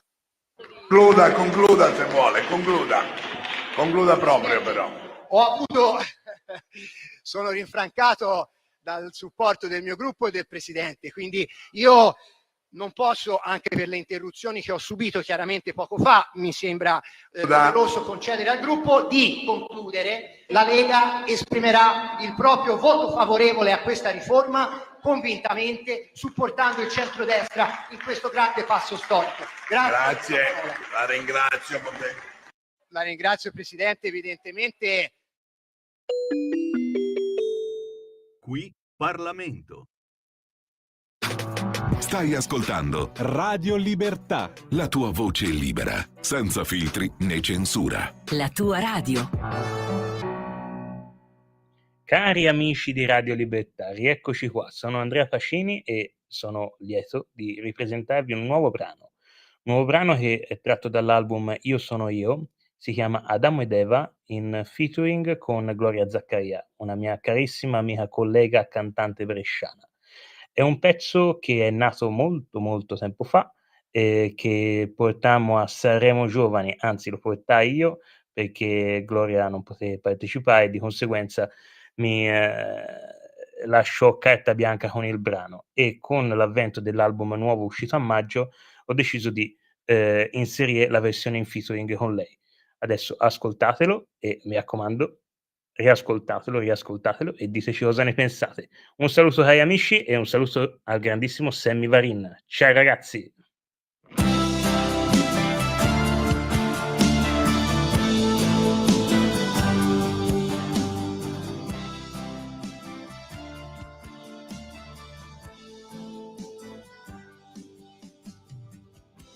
Che mondo fantastico sarebbe senza calcoli di nulla al cubo.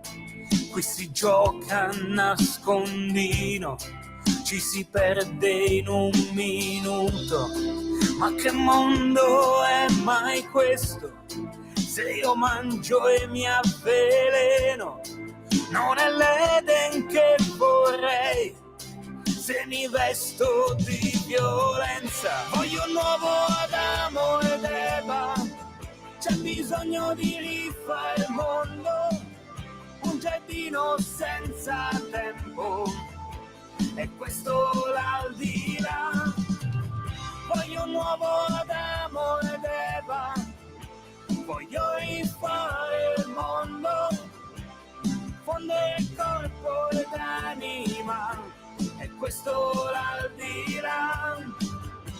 Hai sempre paura di vivere, ti ribelli alle regole di chi fa fior di promesse ridicole, nasconde la pura verità, uccide l'immaginazione, reprime il senso di onestà. Tra le colpe date ad altri cresce la fragilità.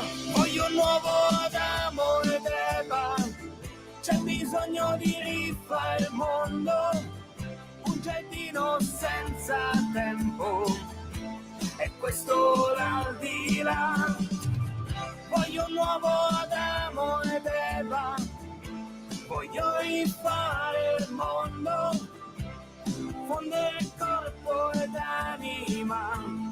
questo l'aldilà, nel futuro che verrà.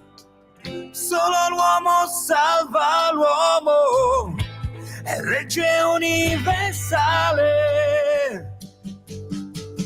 Voglio un nuovo Adamo ed Eva, c'è bisogno di rifare il mondo, un giardino senza tempo, è questo l'aldilà.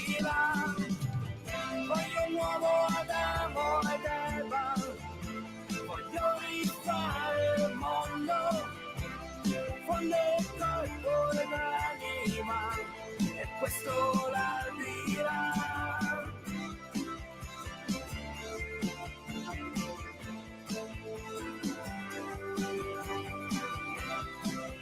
Si chiama Andrea Pacini con Gloria Zaccaria da Firenze. Resettare il mondo, ricostruiamo il mondo come un nuovo Eden. Beh, in una giornata del genere ci fa venire voglia questa cosa, di ricostruire, di ricominciare insieme a fare buona politica. E perché no? Quest'oggi io vorrei tante telefonate dal Veneto per ordinare una buona bottiglia di olio. E dai, per Natale, amici del Veneto, festeggiamo l'elezione di Stefani con una bottiglia di quello buono, olio extravergine di oliva Acerbis. Lo abbiamo con noi, Alberto. Buongiorno, ciao Sammy, buongiorno a te, ben ritrovati a tutti. Io te l'ho detto che l'inglese è tu sei l'inglese, vedi che esci meglio l'inglese, non c'è niente da fare, no, a parte gli scherzi. Io, Sammy, stamattina sono in collegamento, sono in macchina, spero che si senta bene, perché sto andando, perché ormai la campagna è quasi finita, la campagna olearia è quasi finita, mancano ancora qualche pezzo di terreno, poi vediamo in Toscana com'è, e poi abbiamo raccolto tutto quello che si poteva raccogliere.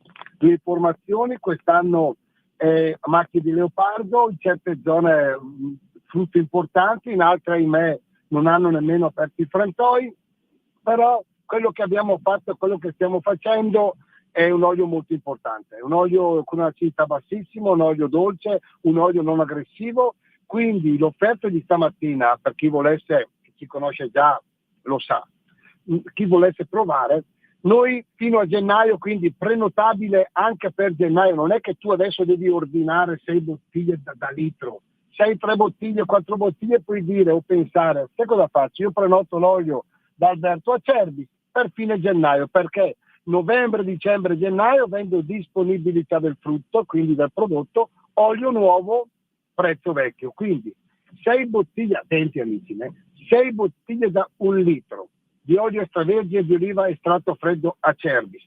Se volete l'analisi chimico-fisica ve le mandiamo, che non sono quelle organolettiche che riguardano il gusto. A me piacciono le bionde, a te piacciono le mori, il gusto è un'altra cosa. Le analisi chimico-fisiche sono proprio le analisi pure e perfette del prodotto, 84 euro, 6 bottiglie da 1 litro. E il trasporto è gratuito dicendo io ascolto Radio Libertà, e non mi sembra poco di questi tempi. Gustatelo, assaporatelo, se a Natale volete fare un regalo secondo me giusto, 3 belle bottiglie di olio Acerbis, non si trova nei negozi, nei supermercati, non c'è da nessuna parte, e quindi io vi ricordo come si fa a prenotarlo. olioacerbis.com dal nostro sito, ti siedi bello paccarotte, la tinta la pero, tac, e ordini. Oppure se volete informazioni tramite il vecchio buon telefono, cric, la rotellina del telefono, sono nostalgico, 030 68 40 408. E ti ricordo una cosa, Sammy, vediamo se l'olio V, come diceva mio nonno, come tutte le cose belle ne abbiamo avuto a dimostrazione, ben sempre a gala. Va bene? Ciao Alberto. Aspetta anche per delle informazioni, perché qua domandare è lecito, fidatevi, e rispondere è solo piacere e tanta cortesia. Vi voglio bene, ciao, Grazie, grazie Alberto Acerbis. Avete capito che per festeggiare io oggi un colpo di telefono glielo farei allo 030 6840 408 e ci prenotiamo per Natale una bella confezione di olio extravergine e facciamo questo regalo, l'olio del Garda, quello molto buono ai nostri cari. 9 minuti dopo le 9 del mattino, ancora il buongiorno da Sammy Varin. Oggi si festeggia. Beh, stando sul quotidiano Il Tempo, festeggiano pure loro. Al sud, Giorgia, Ellie, 10-6 e fanno pure festa. Regionali, altro che vittoria, con Schlein segretaria, il bilancio è negativo. Facceli vedere questi due, la Schlein e Conte, che ballano la tarantella. Le congratulazioni di Meloni, buon lavoro ai governatori. Salvini, nessuna spallata. Intanto però si comincia a analizzare il voto. Il centrodestra in Veneto raggiunge il suo secondo miglior risultato di sempre. De Caro vince senza 5 Stelle. I grillini in Puglia non arrivano all'8% e vengono superati pure dalla Lega. In campagna il PD è il primo partito. Siamo sul quotidiano Il Tempo. Trionfo di Stefani, Veneto al centrodestra, sfonda la Lega di Salvini che vola al 36%. Paginone a pagina 4 del Tempo, nessuna sorpresa invece dal campo largo, De Caro prende il posto di Emiliano. Intervista interessante a pagina 6 con il sondaggista Antonio Noto. Nessuno è riuscito a sfondare convincendo gli elettori mobili. Certificato lo status quo. Praticamente non è cambiato nulla. Il sondaggista analizza il voto in Veneto, Campania e Puglia. Sbagliato leggerlo in chiave nazionale, pesa l'aspetto locale. L'astensionismo. Alle regionali gli italiani non percepiscono un impatto diretto sulle loro condizioni di vita, a differenza del voto nazionale. È chiaro che qualcuno magari lo pensa, non sono andati a votare perché gli andava bene quello che c'era? Forse. In Campania la TikToker De Crescenzo non può votare e si infuria. Boccia, ho ricevuto stima. La napoletana è esclusa dagli elenchi, la candidata di Bandecchi ringrazia. Ma c'è il ribelle, il medico Frivax Suzumski, è la sorpresa in Veneto. Entra in consiglio regionale. Durante la pandemia aveva criticato il lockdown e altre scelte del governo. Lo troveremo in consiglio regionale Veneto. Siamo a pagina 8 del Tempo. La famiglia nel bosco, Val di Tara, rispettato l'obbligo scolastico. Il tribunale manda le carte al ministro Nordio. Scoppia la polemica anche sul CSM, che difende il giudice dell'Aquila che ha tolto alla coppia la potestà genitoriale sui 3 bimbi. Matteo Salvini pubblica la foto dei genitori e figli e scrive: vi sembrano infelici? Eppure da 4 notti sono stati strappati dalla loro casa. La mobilitazione della Lega, banchetti per la raccolta firme a sostegno della famiglia. Ceccardi presenta un'interrogazione alla Commissione europea. Paginone oggi con Cristian Campiglia, pagina 8 del quotidiano Il Tempo. Intanto la Russa, il presidente del Senato, torna sul consigliere di Mattarella. Non tocca a me chiedere le sue dimissioni. Garofani lasci l'incarico al Consiglio Supremo di Difesa. Se ne parla oggi solo, devo dire, sul quotidiano Il Tempo e anche per l'esattezza sulla Verità. Siamo su Repubblica? Regionali, avviso a Meloni, il titolo di prima pagina. Il Campolargo vince in Campania e Puglia, la destra mantiene il Veneto.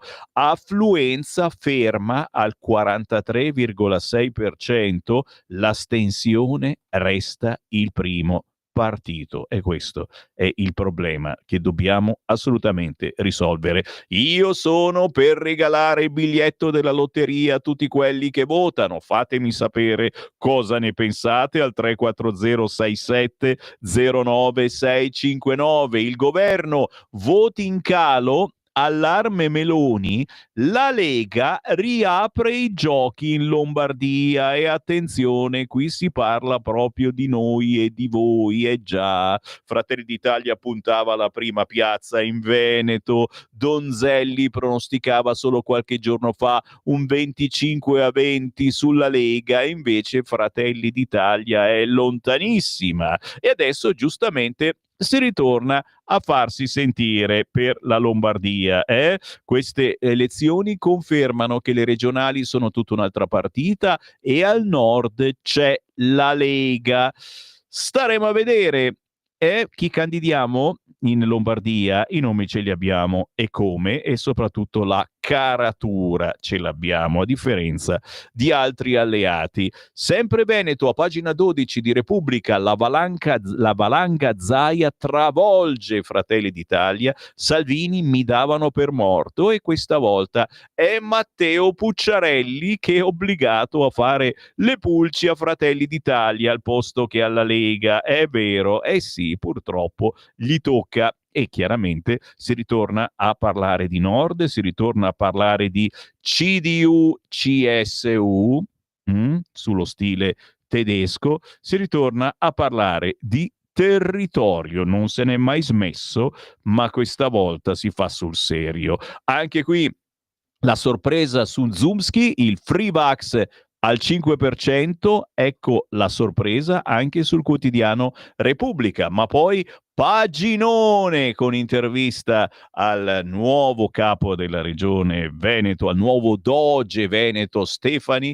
Parlerò con tutti. La sanità ai meloniani? Io rispetto gli accordi. Il neopresidente assicura che darà assessorati di peso agli alleati. Sarò sempre in ascolto senza polemiche e provocazioni. I patti si rispettano. Io sono una persona di parola. Anche questo è uno di quei valori per me importanti. Il voto di oggi è un giudizio sul buon governo di questi anni, ma è anche il frutto di tante candidature. Istituirò un assessorato al sociale e su questo che giochiamo la sfida del futuro. Paginone con l'intervista al nuovo capo della regione Veneto, il leghista Stefani. Faccio pubblicità una volta tanto, ma è bello questo avviso della Coop. Oggi è la giornata per eliminare la violenza contro le donne e si vede uno zainetto di quelli che usano i nostri figli per andare a scuola, tutto pasticciato con gli insulti che purtroppo si usano tra giovani in questi decenni. Sparisci, sei inutile, cicciona, brutta, ti vesti da idiota, puttana, cambia scuola, mostro. E poi la scritta: la violenza può anche iniziare qui o finire qui. L'educazione alle relazioni come prevenzione della violenza di genere. Così scrive oggi il quotidiano Repubblica. E pazienza se lo sponsor è la Coop. Giro di nuovo la pagina 27 di Repubblica. La russa riapre il caso, Garofani lasci stupore del Quirinale. Un po' più in basso, giù le mani. La mia Giulia era libera, per combattere tanta ferocia vanno educati i più giovani. E questa volta si va a parlare con Franco, papà di Tramontano, uccisa il 27 maggio 2023 dal compagno Impagnatiello, ora all'ergastolo. Giù le mani, oggi sul quotidiano La Repubblica.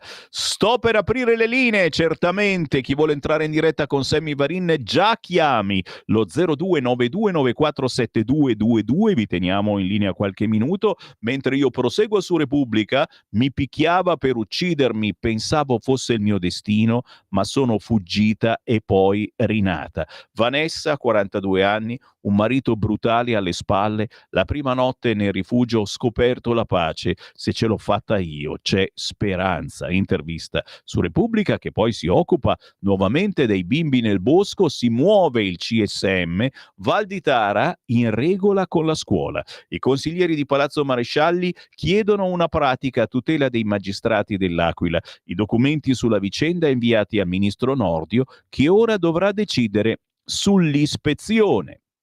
Sono in 16.000 a fare l'homeschooling. Secondo il Ministero dell'Istruzione, nell'anno scolastico 24-25 sono stati 16.000 i bambini in homeschooling in Italia, un numero triplicato rispetto all'era pre-Covid, quando se ne contavano 5.000. L'homeschooling è l'istruzione parentale, un'espressione che indica la scelta di una famiglia di provvedere in maniera autonoma e diretta all'educazione dei figli. Ne parla oggi il quotidiano Repubblica. State lì ancora un attimo, certamente, perché Repubblica, pagina 33, con Alessandra Ziniti, intervista anche il giudice. È ancora possibile restituirli ai genitori, ma devono collaborare. In questa intervista si spiega che non c'è stata collaborazione, si è tirato su un muro tra i genitori e gli assistenti sociali. Non rispondevano, o meglio rispondevano dicendo: dateci 50.000 euro per figlio se volete fargli l'esame del sangue. Ancora 10 secondi sul quotidiano La Stampa, che titola "Le regionali spaventano Meloni", ma all'interno c'è una doppia pagina, chi vince e chi perde, con i personaggi clou di queste elezioni. Fair play Meloni, il pareggio elettorale conferma gli equilibri. 2 partiti in uno, l'eterogenesi dei Salvini si salva grazie a Zaia. Il riscatto di Schlein, dopo le critiche sull'unità, insieme si stravince. E poi Conte, il pragmatico, punta alla leadership del campo largo. È un riquadro ciascuno, ma con tante chiacchiere su ognuno di questi leader. Anche sul quotidiano La Stampa, la violenza delle parole. Questa volta delle parole, è l'odio che scorre ogni giorno, specialmente contro le donne, dalla politica allo sport. Anche il linguaggio diventa un'arma per schiacciare chi viene percepito più debole, e naturalmente chi ci buttano dentro tra i personaggi che hanno usato violenza, ma c'è Matteo Salvini, è presidente della Lega. Lunedì scorso Matteo Salvini ha detto: se in Ucraina invece di aiutare i bambini si pagano mignotte e ville all'estero, io non ci sto. Non si dicono queste cose. C'è Vincenzo D'Anna, ex senatore di Forza Italia, messaggio shock tra i commenti a un articolo sulla testimonianza di Valentina Pizzalis resa venerdì scorso davanti a 2.300 studenti di Milano, perché c'è a chi piace cruda e a chi cotta la moglie. E ancora Carlo Nordio, il 21 novembre, il maschio non accetta la parità, il suo codice genetico fa resistenza. E tutto questo viene paragonato poi alle frasi di Donald Trump, del console generale della Cina a Osaka, di Paolo Tavian della Federazione Paraolimpica, o manco uno di sinistra. Questi parlano tutti quanti bene. 0292947222, è arrivato il vostro momento, entrate in onda con me. Pronto? Buongiorno signor Semmi Lisetta. Ciao, buongiorno. Allora, prima cosa, siccome l'ho già fatto ieri, ringrazio di nuovo ancora i tanti veneti che ci hanno votato. Seconda cosa, signor Semmi, vorrei sentire per piacere il rondò veneziano, direi che come ringraziamento. È vero, glielo diciamo. Ecco, sì, almeno quello. Allora, senta una cosina, io vorrei parlare anche, visto che oggi è la giornata della violenza sulle donne, 2 paroline e poi la lascio. Allora, in caso di stupro, i dati aiutano a capire, secondo me, quanto sia urgente continuare a parlarne. Ci sono stati 78 femminicidi da inizio anno all'8 novembre. E poi aggiungo che la tecnologia, signor Semmi, aiuta, secondo me però, ma non basta se non cambia la cultura. La violenza di genere non è un destino, è una responsabilità collettiva. Parlarne oggi, signor Semmi, è già un modo per scegliere da che parte stare. Tutto qua, io la saluto e buona giornata. E sono io che ringrazio te. 0292947222, datemi 10 secondi che entro per 10 secondi all'interno del quotidiano La Verità e vi mostro la pagina 2. I giudici vogliono imporci come vivere e se li contrasti commetti lesa maestà. Dicono di proteggere i bimbi della famiglia che abita nel verde, in realtà pretendono di realizzare la loro visione dell'umanità, scrive oggi Gianluigi Paragoni sulla Verità. Non tolgono i piccoli e i rom che li usano per i furti, ma lo fanno con chi è innocuo. Affermano sia infranto il diritto alla relazione, ma la società del web non è un modello sano. 0292947222. Pronto? Ciao Sammy, sono Marco da Mantova. Buongiorno. Cioè la Costituzione dello Stato etico. Basta, fine. Allora, qualche sassolino nello stagno. Veniamo subito a quello che diceva la signora Lisetta, che io condivido. Però attenzione, perché dagli uomini che odiano le donne siamo passate ad una legge che invece le donne che odiano gli uomini. Perché poi alla fine, se verrà attuata quella legge che è stata approvata, mi sembra, al Senato la scorsa settimana, a pagare saranno le persone, i bravi uomini, perché le carogne, quelli che veramente odiano le donne, se ne fregheranno di questa legge, a partire dai figli del barcone. Seconda cosa, sì, io sono contentissimo che la Lega abbia vinto in Veneto, ci mancherebbe altro. Però attenzione che tanta gente non è andata a votare perché questo governo è troppo succube della sinistra. Secondo me il centrodestra dovrebbe fare il centrodestra, molte volte invece si fa trascinare e quindi non fa quello che veramente dovrebbe fare, o perlomeno la fa in maniera molto morbida e la gente questo lo capisce e dice: ma come, io ho votato un governo di centrodestra che doveva fare questo, questo, questo e questo. In realtà le città diventano sempre più pericolose, i delinquenti vengono messi fuori, poi è chiaro che la gente non sa che il poliziotto poveretto rischia la vita tutti i giorni per arrestare il malfattore che il giudice mette in libertà. A proposito poi chiudo, di paura, che dicevi che Milano ha paura. La piccola Mantova, 50.000 abitanti, sta cominciando ad avere gli stessi effetti di Milano. La scorsa settimana in pieno centro, via 20 settembre, un gruppo di ragazzotti nordafricani girava con la bomboletta spray ad aggredire le persone, compresa una donna con un passeggino per rubare telefonini, borsetti, eccetera. Ieri sera, intorno alle 18:30, in pieno centro, piazza Martiri di Belfiore di fronte alle poste, un gruppo di nordafricani si è preso a coltellate e bottigliate ed un 38enne è finito all'ospedale.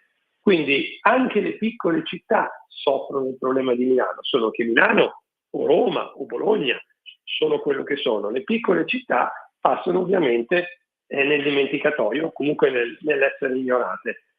E qui dobbiamo davvero metterci una pezza, perché altrimenti davvero le prossime elezioni non ci sarà un fortissimo astensionismo. Grazie Sammy, ti saluto. Sono io che ringrazio te. È chiaro che la sinistra adesso ha girato la frittata dicendo: vedete, però voi che siete al governo non fate niente, e noi facciamo. Il problema sono i giudici che poi li liberano, e molti giudici sappiamo da che parte provengano. Pagina 11, nessuna sorpresa, Ellie è la vera sconfitta. Sono sul quotidiano La Verità. La Schlein brinda per i risultati in Puglia e Campania, ma fa finta di scordare che sono il frutto di compromessi mal digeriti con l'ala riformista di De Caro, 5 Stelle e De Luca. Chiaro che a livello nazionale questi esplodono. Il Veneto si affida al delfino del Doge, Stefani stravince, la Lega doppia Fratelli d'Italia. Super paginone quest'oggi sul quotidiano La Verità, che a pagina 13 parla della vicenda Rami. Il padre di Rami ancora contro i carabinieri. A un anno dal tragico incidente, il genitore chiede che non venga dato l'Ambrogino d'Oro al nucleo operativo radiomobile impegnato nell'inseguimento del ragazzo.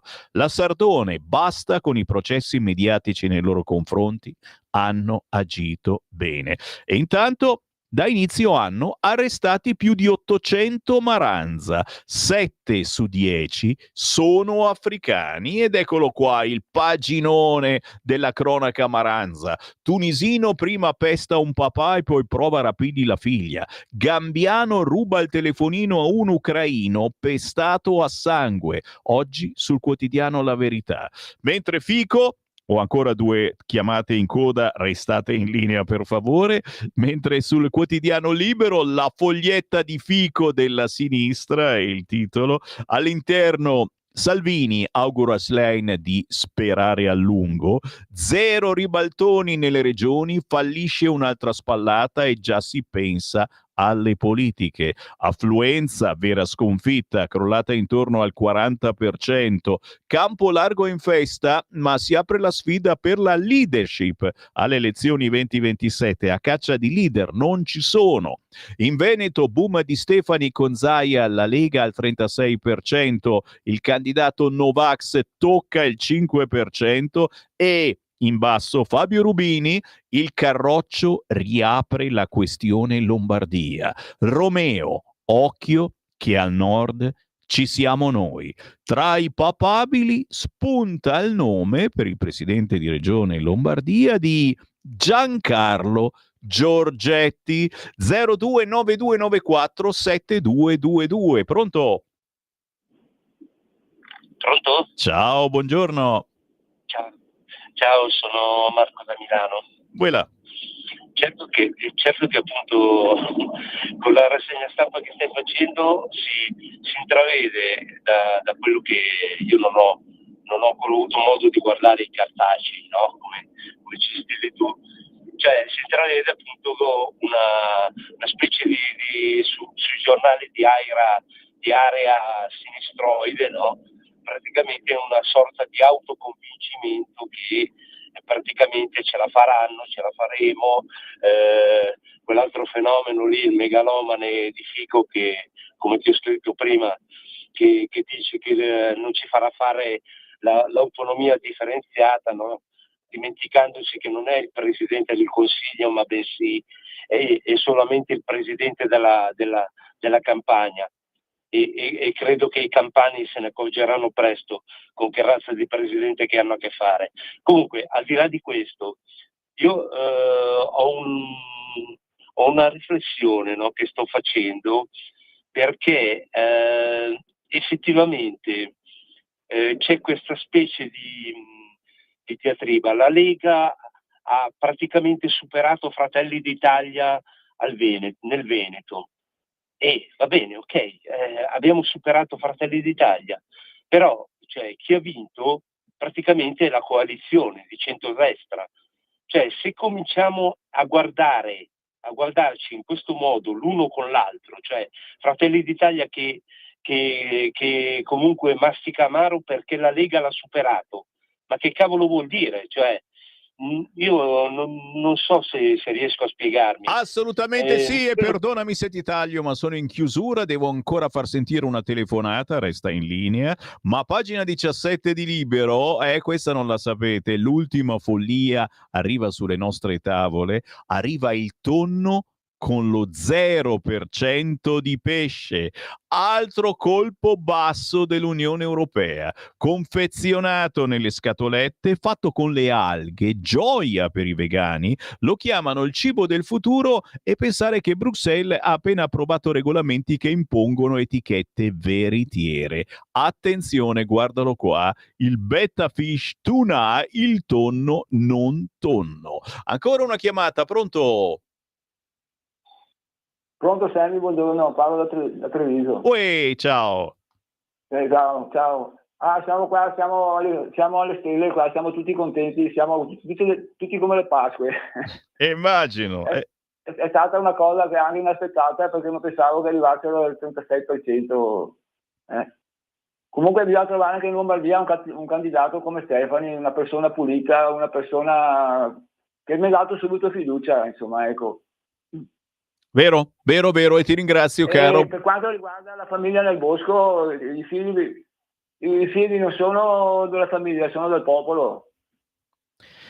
Ti ringrazio, e la Lega su questo fronte non molla su questo argomento e speriamo al più presto ci siano buone novità. Per il momento mi devo fermare, è tardissimo, tra pochissimo l'editoriale del direttore, poi Giulio Cainarca e poi certamente alle 11 ritorna in diretta Sammy Varin con una marea di messaggini arrivati al 340 6709 659 e con tante notiziole che penso possano interessarvi. A più tardi.